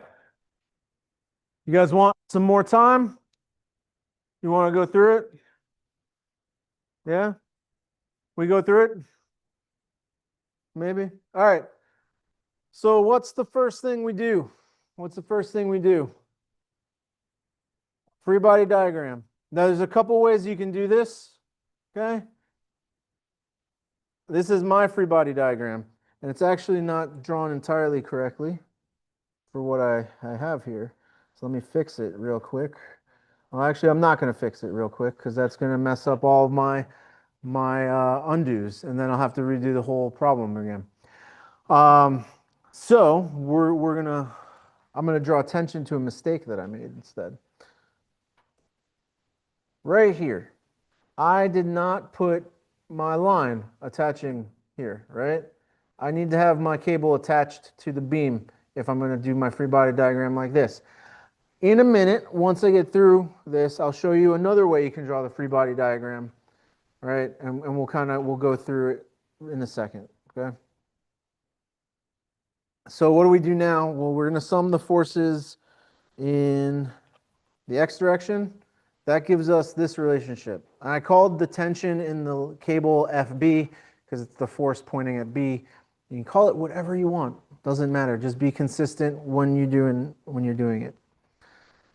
That's not really helpful at this point, but I can solve for my forces in the Y and I get my AY directly.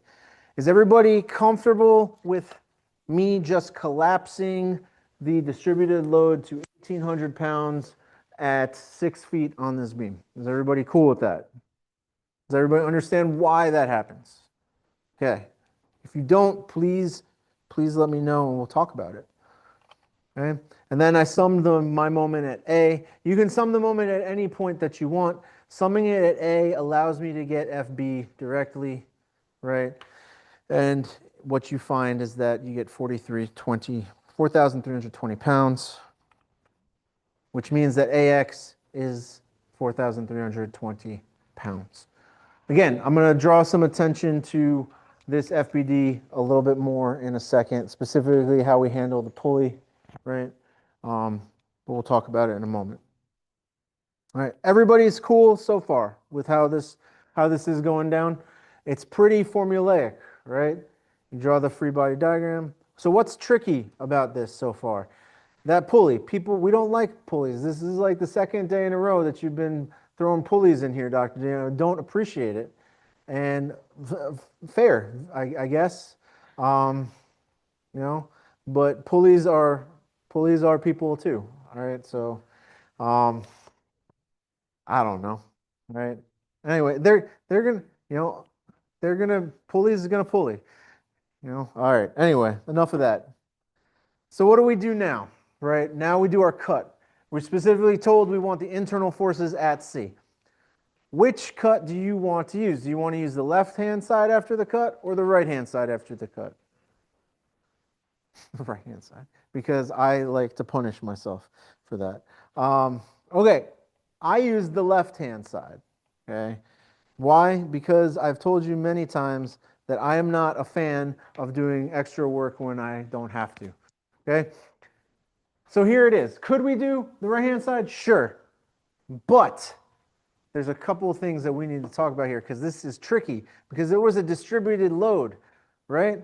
And you can't just ignore it because the 1,800 pounds happened at dead center of the beam, right? Because what is that distributed load that we consolidated it to a single point, but really, in reality, it's spread out over the whole beam. So when we chunk the beam, we have to keep that little piece of distributed load, okay? Which is where this 450 pounds comes from. This is the distributed load as it is applied over the 3 feet portion of the beam. Okay?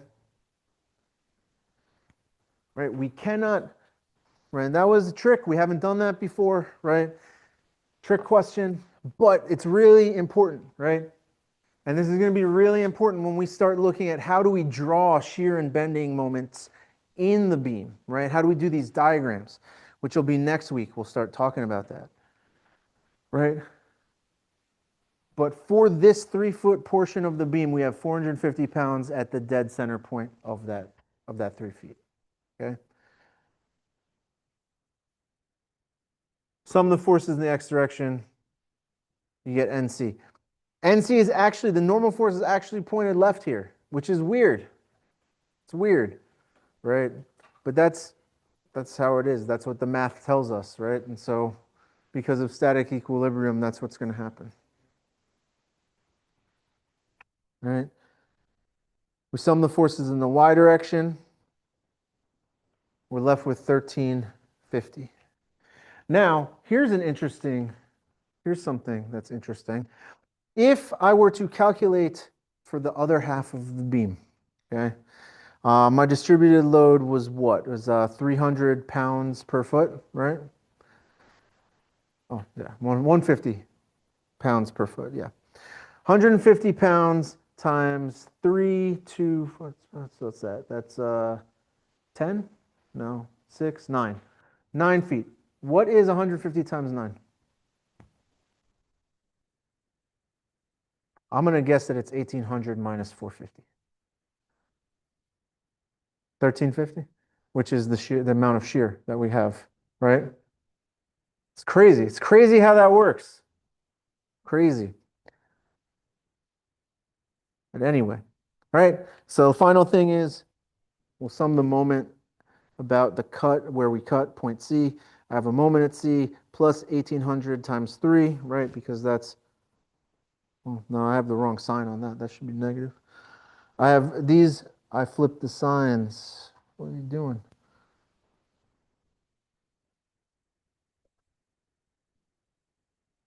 There, perfect. Right? Yep, yep.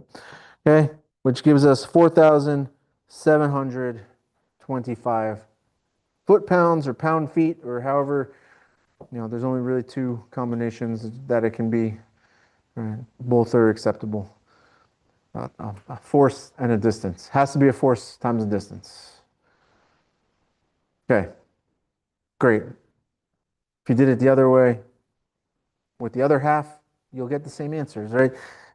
But the key here, the key is that when we cut the beam, if there is a distributed load on a portion of the beam that we cut, we still need to account for that portion of the distributed load. That's so if we're going to make a cut, we either want to cut at a known distance where we can calculate what that force is, right?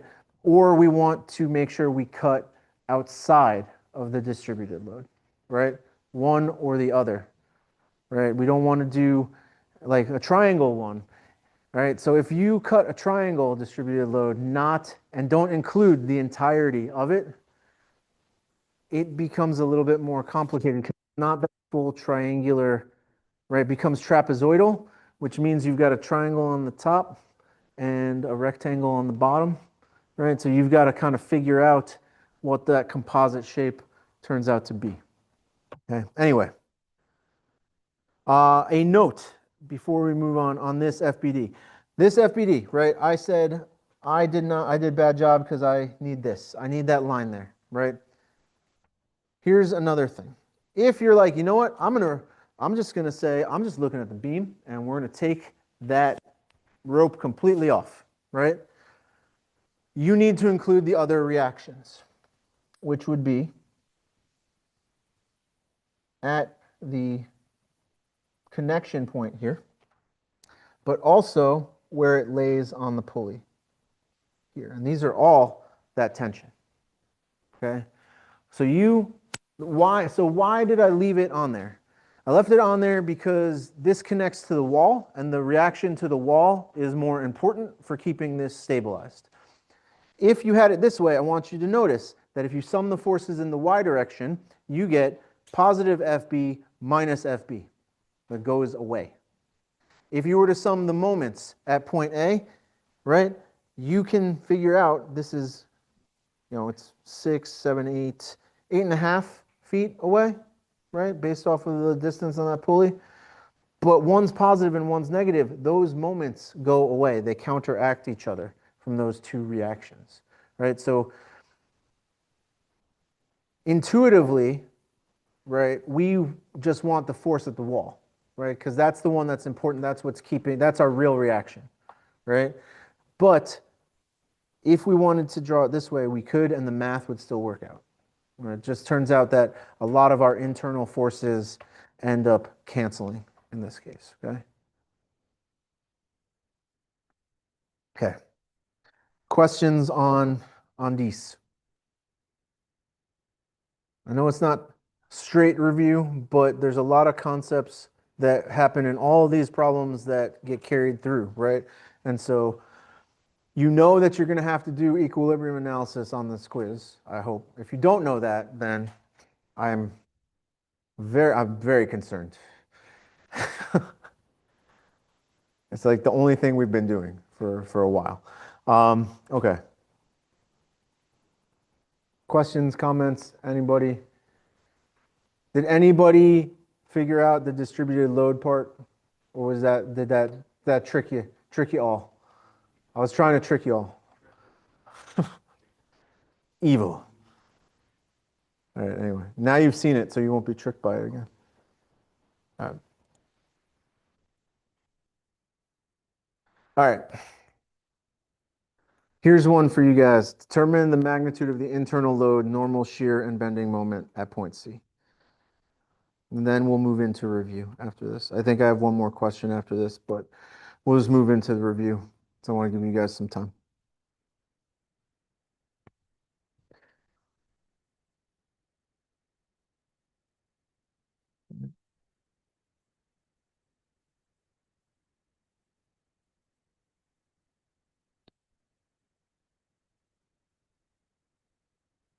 Just need the magnitude of the normal, the shear, and the bending moment. So you've got 100, 80, 80, 100, 80, 40, 80, 140, 80, 100, 0.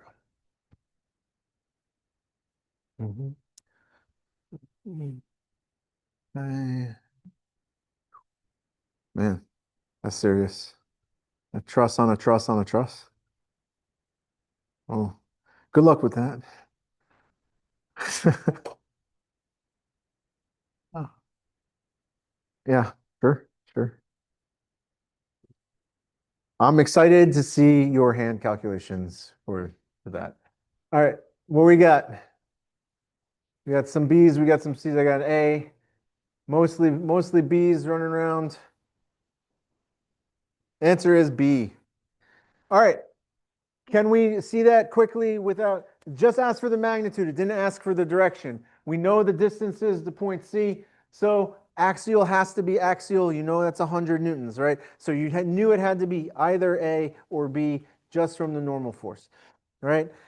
Then if you're looking at A and B, you know, both of those are the same, so we don't really have to make a determination on shear, but the moment at point C has to be that 80 newtons times a half of a meter, which gets us to our 40, okay? All right, I do have another problem. We'll do it next class next week, but let me get through to the review. Okay.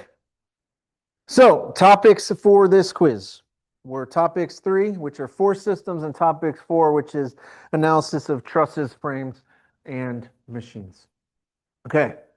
You need to be able to calculate moments using scalar and vector formulations, identify the moment of a force and a moment of a couple, identify the resultant of a force system, simplify force and couple systems, and reduce simple distributed loadings.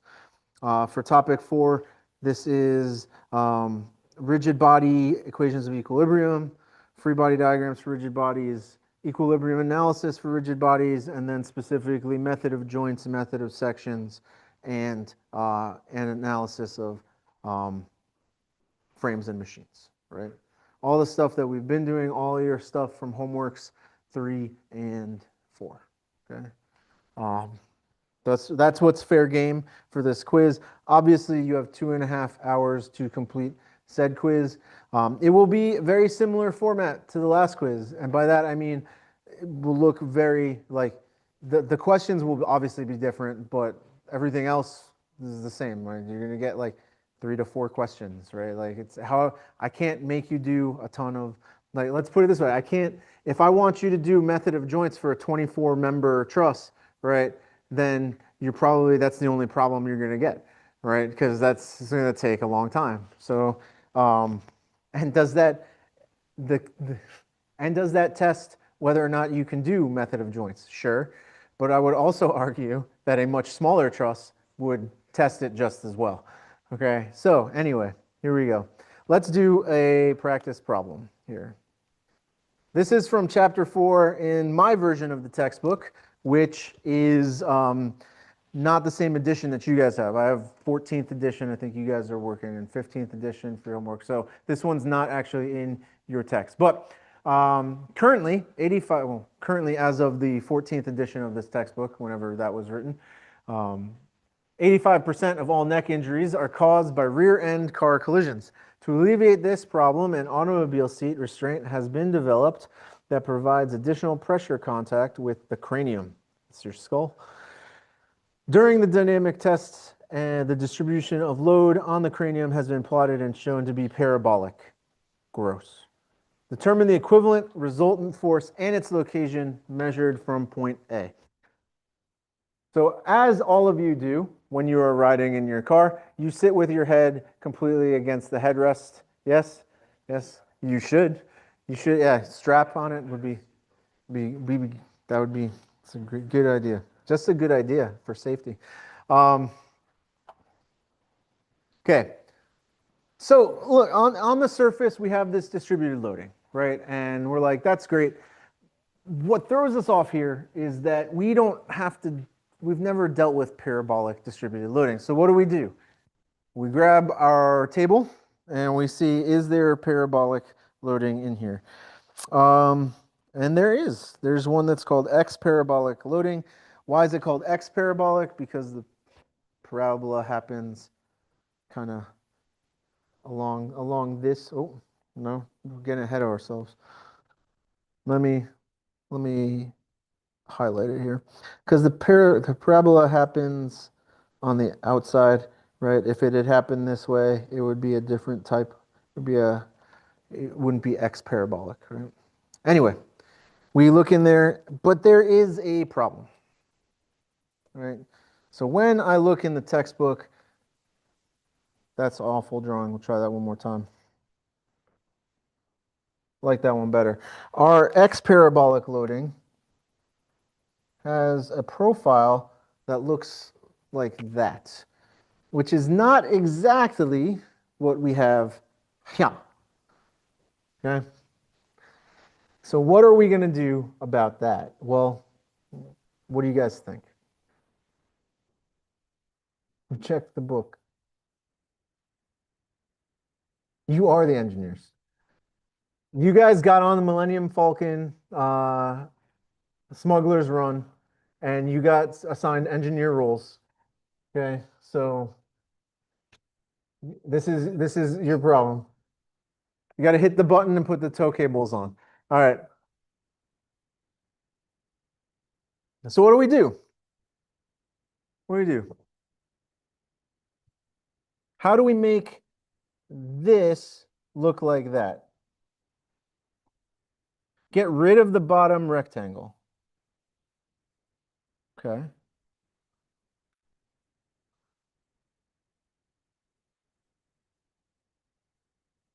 I don't like that.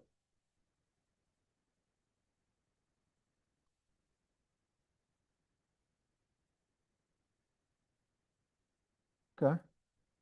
Something like that.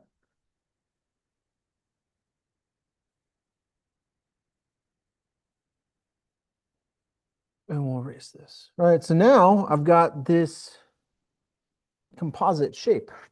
I've got a rectangle on the bottom, and I've got the parabola on the top. All right. How tall is the rectangle? It's 12 pounds per foot. How tall is the parabola? 6, right? We've got to use that difference. We know that it's total 18 tall here, so this part has to be 6.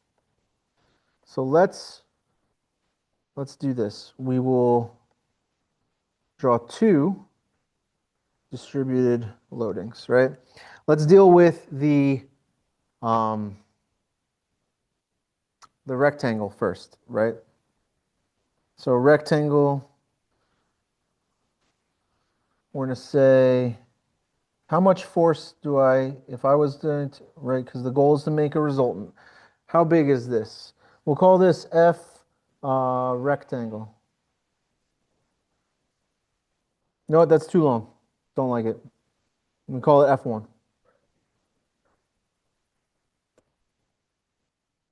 F1. All right. So let's find F1. F1 is what? It's 12 times 0.5 or 6 pounds. Okay. This one's tricky. Now I got to go to the book. The book tells me that the area of a parabola is 1/3 of A times B. Well, that's great. What's A and what's B? Okay, good questions. This distance is A, and this distance is B. And how do you know that? Because it tells you in the book, maps it out for you. So you need a table to do this, which I will not provide. So you just need to deal with it. If you need it, you'll have it, right? You have it. We're going to call this F2. Where does this say that this aligns? Well, it says that it's going to be 3/4 from this end. So I need to be 3/4 of the way here. So we'll say that that's roughly like here. And we'll call that F2. And F2 is 1/3 of A, which is 0.5, times 6, which is 1 pound.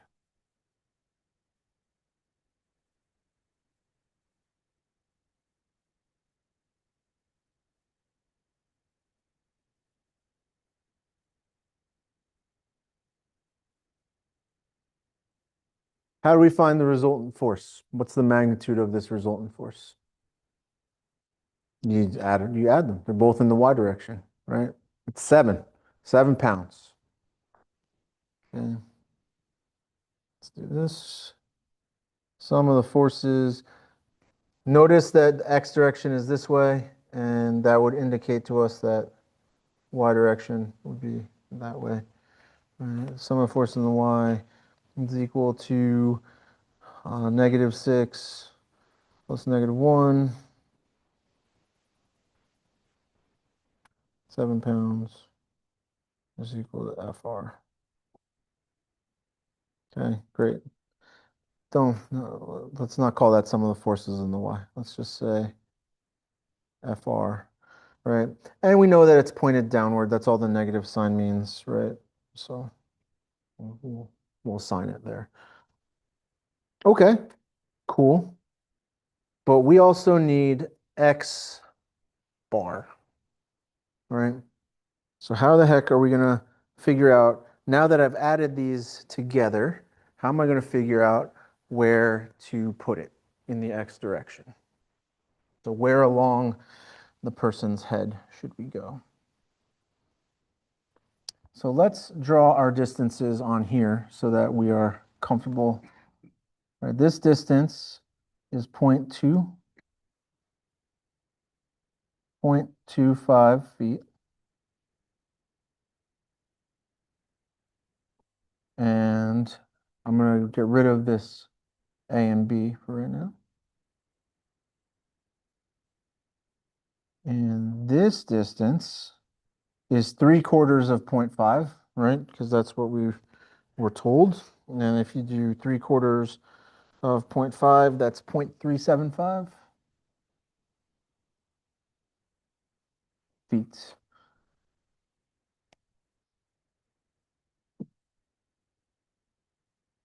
And I'm going to just very quickly do this.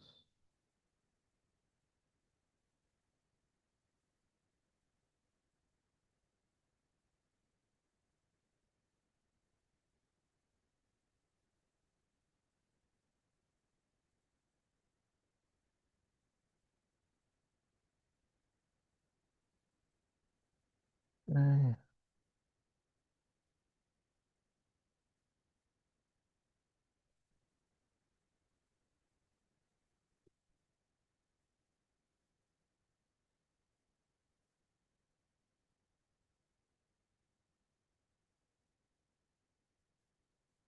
Okay.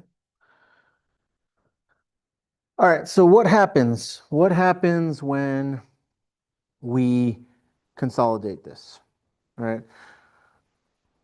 All right, so when I put these together, right, I create a force vector, right? And that force vector is some distance away from point A, right? And when I okay, and we have all that information, right? If I wanted to create a resultant force and place it the equivalent distance away from A, how do I figure that out? Okay, well, yeah, you use the moment equation.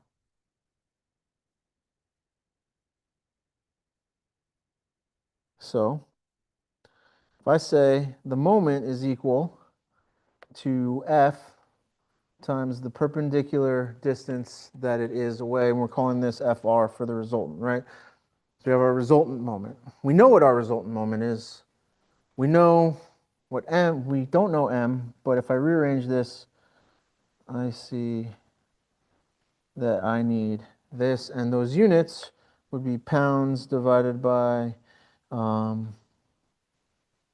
I do that the right? No, I did that the wrong direction. Don't mind my algebra there.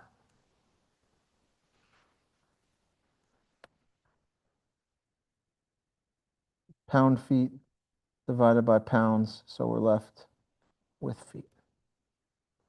Right? Just quick unit check. Great. So how do we find X bar? Well, we're going to need this moment, right? Okay. So let me take this moment about point A, set that equal to 0, right? And that's going to be equal to some resultant moment plus the moment generated by F1 and the moment generated by F2. Okay, bless you. So this is our coordinate system down here. It's funky because X is pointed down and to the left, but we're going to have positive rotations that way.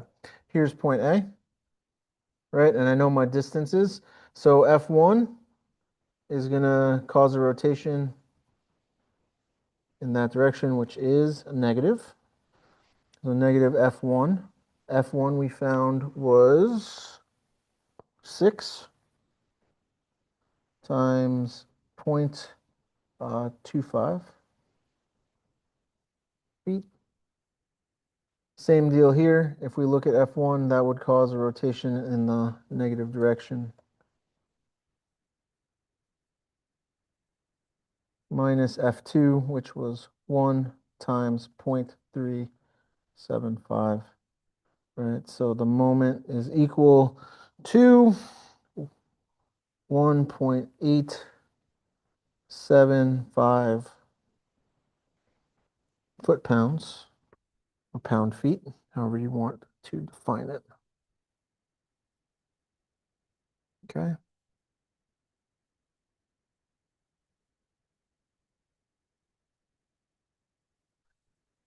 Now we have everything to find X, right? Because this goes in here, that goes in there.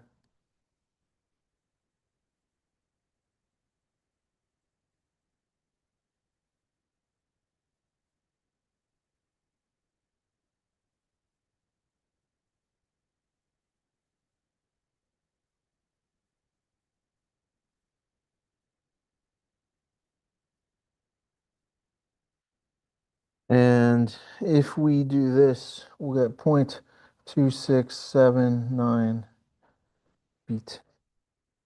Notice it is somewhere in between 0.375 and 0.25. It is not exactly in between 0.25 and 0.375, and that's because one of the forces is larger than the other, so it's going to skew it closer to the 0.25 feet, right? Because F1 is larger, so it's going to move more that way. If they were the same, right? If F1 and F2 were the same magnitude, then it would likely be dead center.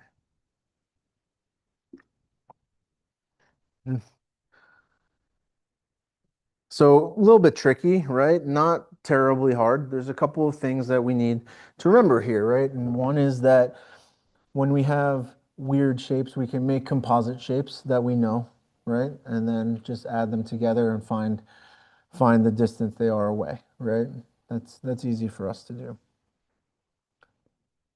The other thing is remembering that the moment equation needs to be used to find the distance here, right? Remember, x bar is the centroid distance in the x direction. Okay.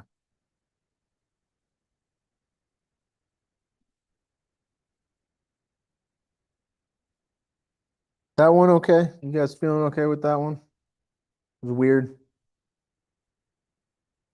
It's weird. We don't get very many non truss distributed load problems, so I thought that was an interesting one to look at.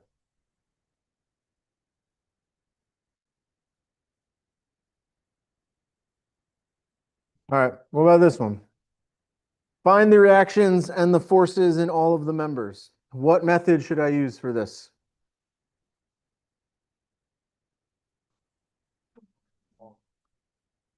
We had a 50-50 shot. You should use joints. How do you know to use joints for this? You know, all the members. Sections, as they say, sections ain't gonna do it. Unless you want to do multiple sections, I guess you could do it that way. But all right. Also state if the members are in tension and compression or compression. They shouldn't be in both. That's not really possible. No.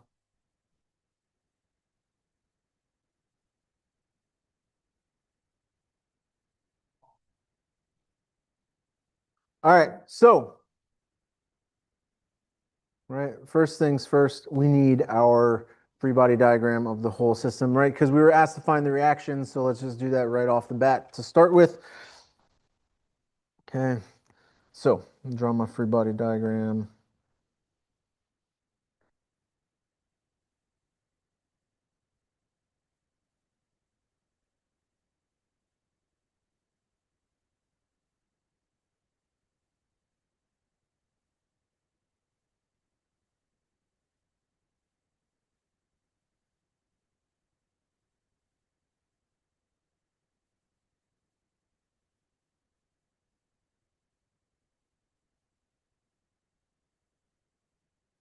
We've got 600 and 450 up there.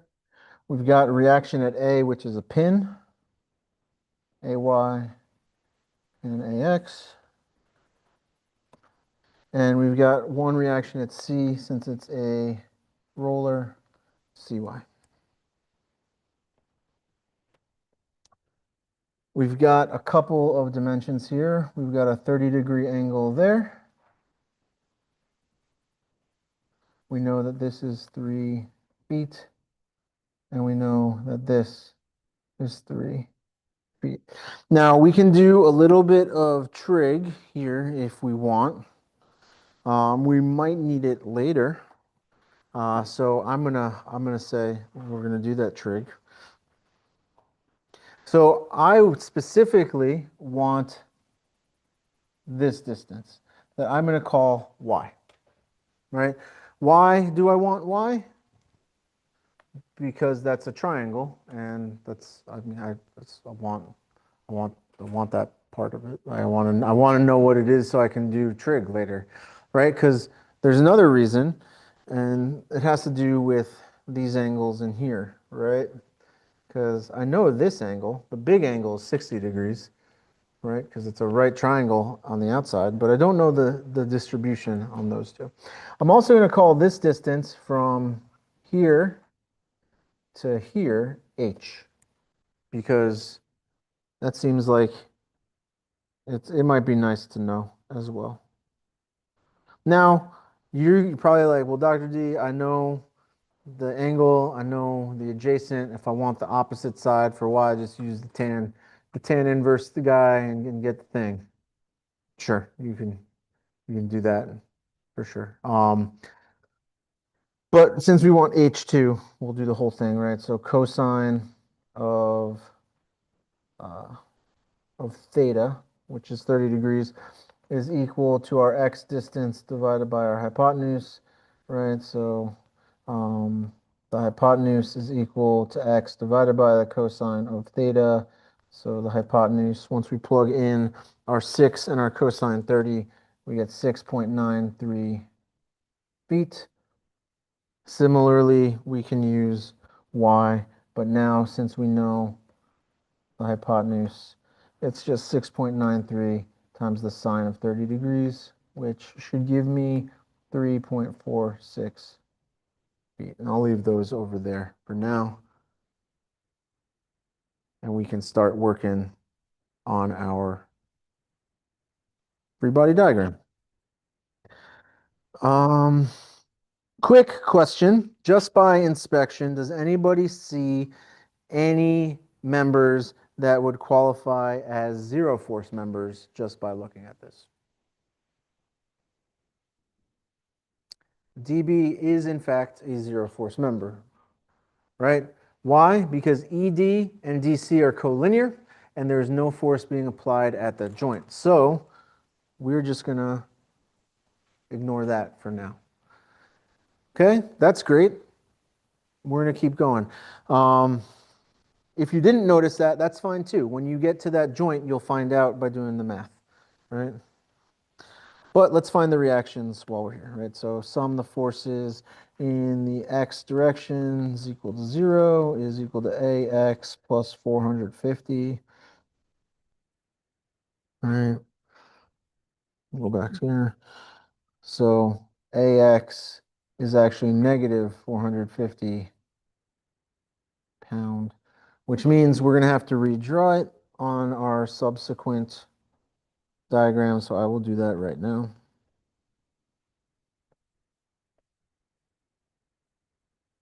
And I think that makes sense if you're looking at this, since there's only one other x direction force and it's going in the opposite direction. Okay.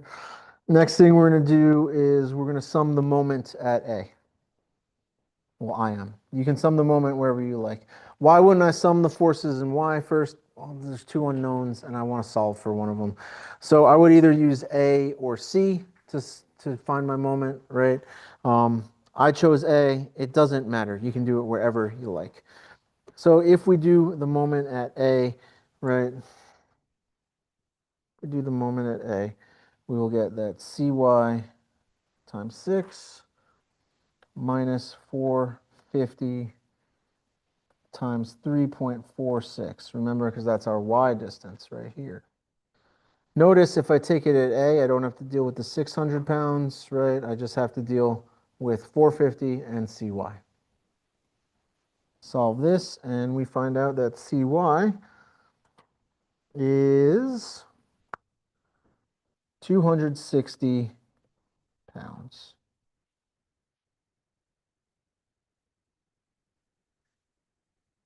It's 260. And then we can go back and sum our forces in the Y direction. It's equal to 0. We got AY minus 600 plus 260, which is our CY. So AY is equal to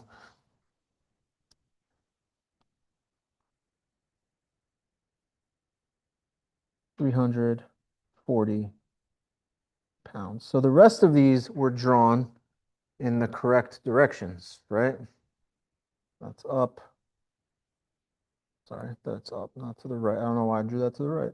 This is a Y direction force. Anyway, the rest of these were correct direction. So we found our reactions. Great success. Crowd goes wild, right? You know, all that good stuff. Now we have to do the work of finding the rest of these forces. All right, so we already eliminated one zero force member. Are there any other zero force members?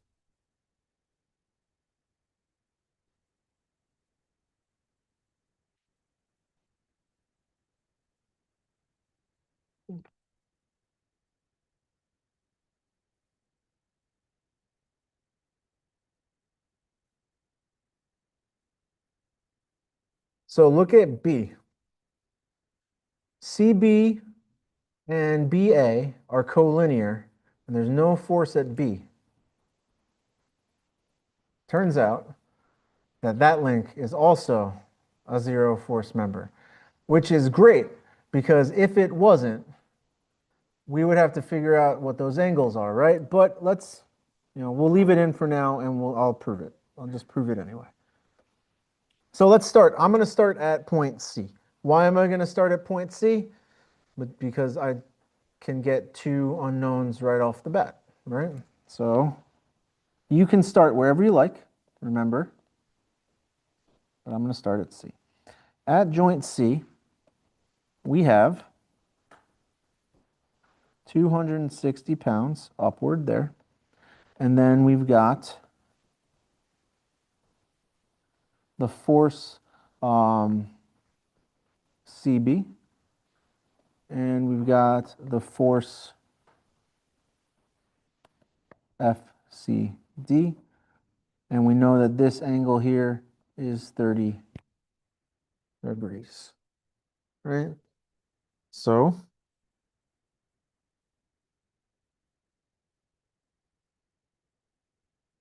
sum of the forces in the x is equal to 0.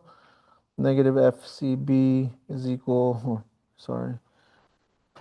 minus FCD cosine 30 degrees. Can't really do anything with that right now, so we'll leave it. Sum of the forces in the y direction. We get positive 260 plus FCD sine 30 degrees. So FCD is equal to negative 520 pounds, and that's compression. So we're going to have to flip CD in a second.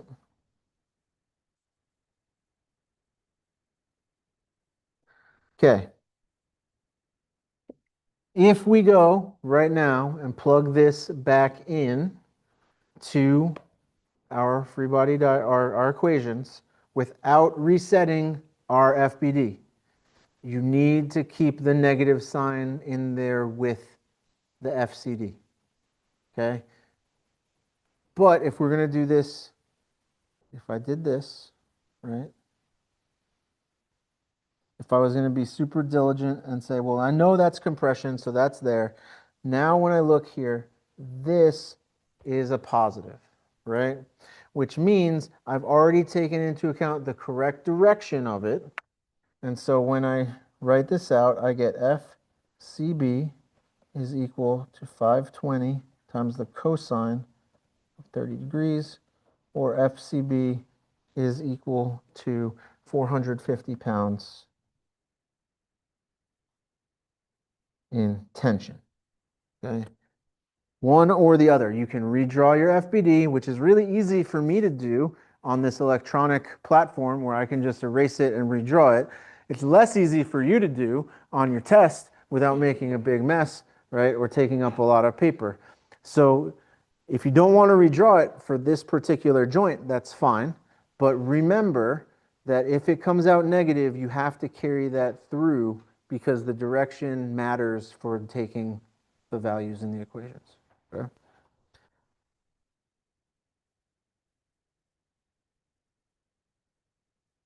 Okay. So we've got two of them. That's good. I'm going to erase some stuff up here. Move my forces around. We got AX. Oh, that was weird.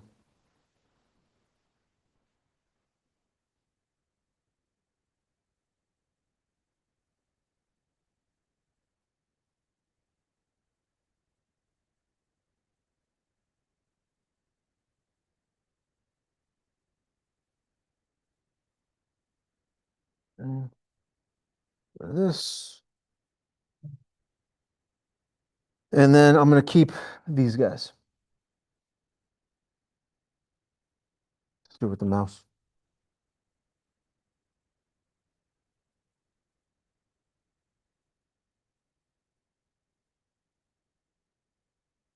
And when I report them, because I put compression there, I'm going to get rid of that because I don't need it. Rest of this goes away. I'll keep the overall FBD up there for right now. All right, so we've got joint C. Where do we move from here? Well, I can move to joint D. Joint D is kind of not a big deal because we knew we spotted a zero force member to begin with, right? But let's move to joint D anyway. Joint D. Here's joint D. We know that FCD is coming in there, and we said that FCD is in compression. So we've got this. Guess what? That means that FDE also has to be in compression. How do I know that directly? Because there's only two forces there, right? That's how it works. It has to be equal and opposite, right? There we go. So turns out what we find out is that FDE is equal to FCD, right? So I'm just going to put this up here and we will move on. Is everybody comfortable with that, right? What happens? I want you to see something, right? If I had decided that, you know what, we're going to keep this guy in here like that, right? That's 30 degrees in there. And I'm going to shift my coordinate system so I have this and this. Take a look at what happens. In the y direction, you only have the one force, right? You have one component. You have 30 degrees, cosine 30 degrees of f dB, right? That's what we have because of this right here. That has to be 0. There's nothing balancing that in the y direction coming off of there, right? Everything in the x direction has to go through that point. And since we know that the y direction told us this was 0, right, we proved the 0 force member. So again, if you don't recognize it as a 0 force member, you can still get there, right? You can still get there. All right, from there, I moved to joint B, right? Joint B. So just go around the horn, right? If I'm at joint B, I've got this guy in tension F, B, C. I've got this guy in, I'm going to draw it in tension F, B, A, and then we've got F, B, E. I don't know the angle there, right? Could I find that angle? Absolutely. I know that this is 3 feet and I know that this is 3.46 feet, right? I can find this angle in here if I want, for sure, right? For now, I'm just going to call it phi, right? Okay. Watch what happens. I sum the forces in the y direction is equal to 0 is equal to F, B, E times the sine of phi. Well, if I divide by sine of phi, that goes away. Oh, it's 0. 0 force member. Turns out FBA and FCB are equal. Okay, so we proved another 0 force member.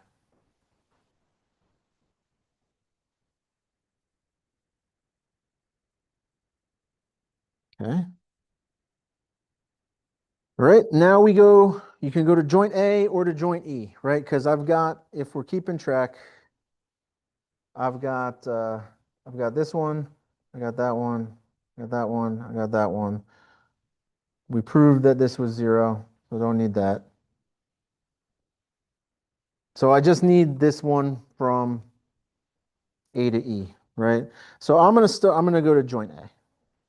Why? As it doesn't matter. It doesn't matter which one we go to, we just need to do one.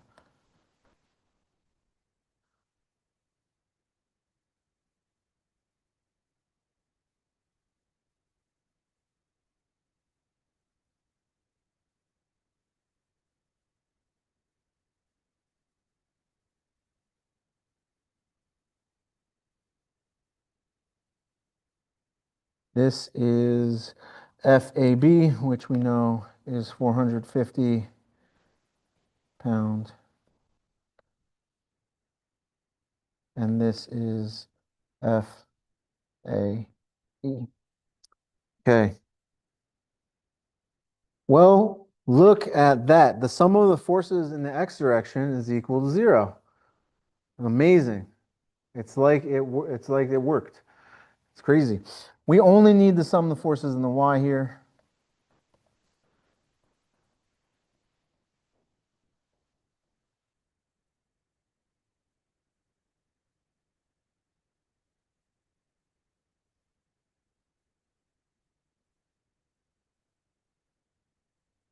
Okay.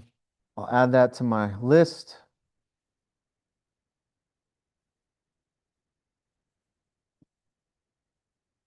Impression. Okay.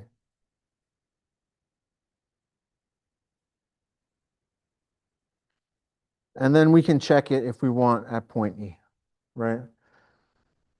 If we know that's 60 degrees from triangles. So we can check it, right? How would you check it? You would either go in and say, I don't know what FAE is, or you would say, I'm not sure what the EX and EY components are. What are my inputs? And you would see if you could get 600 and 450 out. Or you go in with all of your forces and sum them and make sure that they equal to 0. couple of different ways that you can check it, but you can definitely check it. And it does, in fact, turn out to check, right?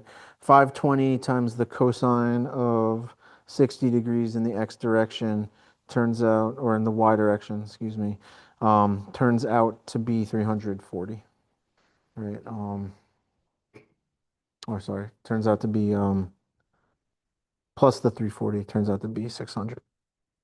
It plays. It plays. Okay. Any questions on something like this? Again, if you don't recognize the zero force members start, not the end of the world. You can get there, right? You can get there. I would definitely recommend starting from one of your reactions and moving around, right? Make sure you're starting someplace that has only two unknowns. Okay. We don't have time for this last one, but I will put it up here. This is clearly a sections problem. It shows you the squiggle, right? But also asks you to find force in members BC, GC, and GF.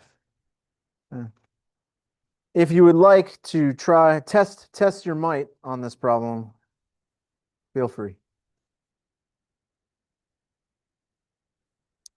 Yep, we got this guy back. All right. Come see me during office hours if you are not feeling comfortable.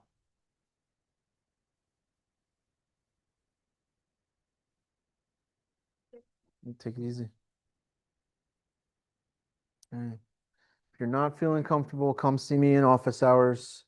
If you are feeling comfortable, come see me in office hours. Just come see me in office hours. Get your questions answered before you walk in here. Feel confident walking in on Thursday. Okay. And then we'll go here. There you go. Here's the last one.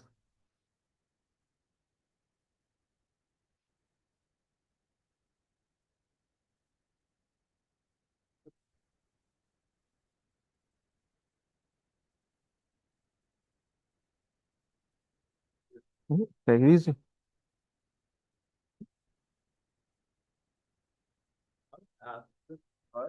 So like, do the hand calculation, it looks something like this. I got to erase, but this is the pen. So when we do simulation, do you want me to just take one section of the truss? Or do you want me to have like the whole, everything with the water tower on? Should do everything with the water fountain on it. Okay. Do the full deal. And you should be able to, when you do the analysis in SolidWorks, it should be able to give you the forces in all of the members. Mhm.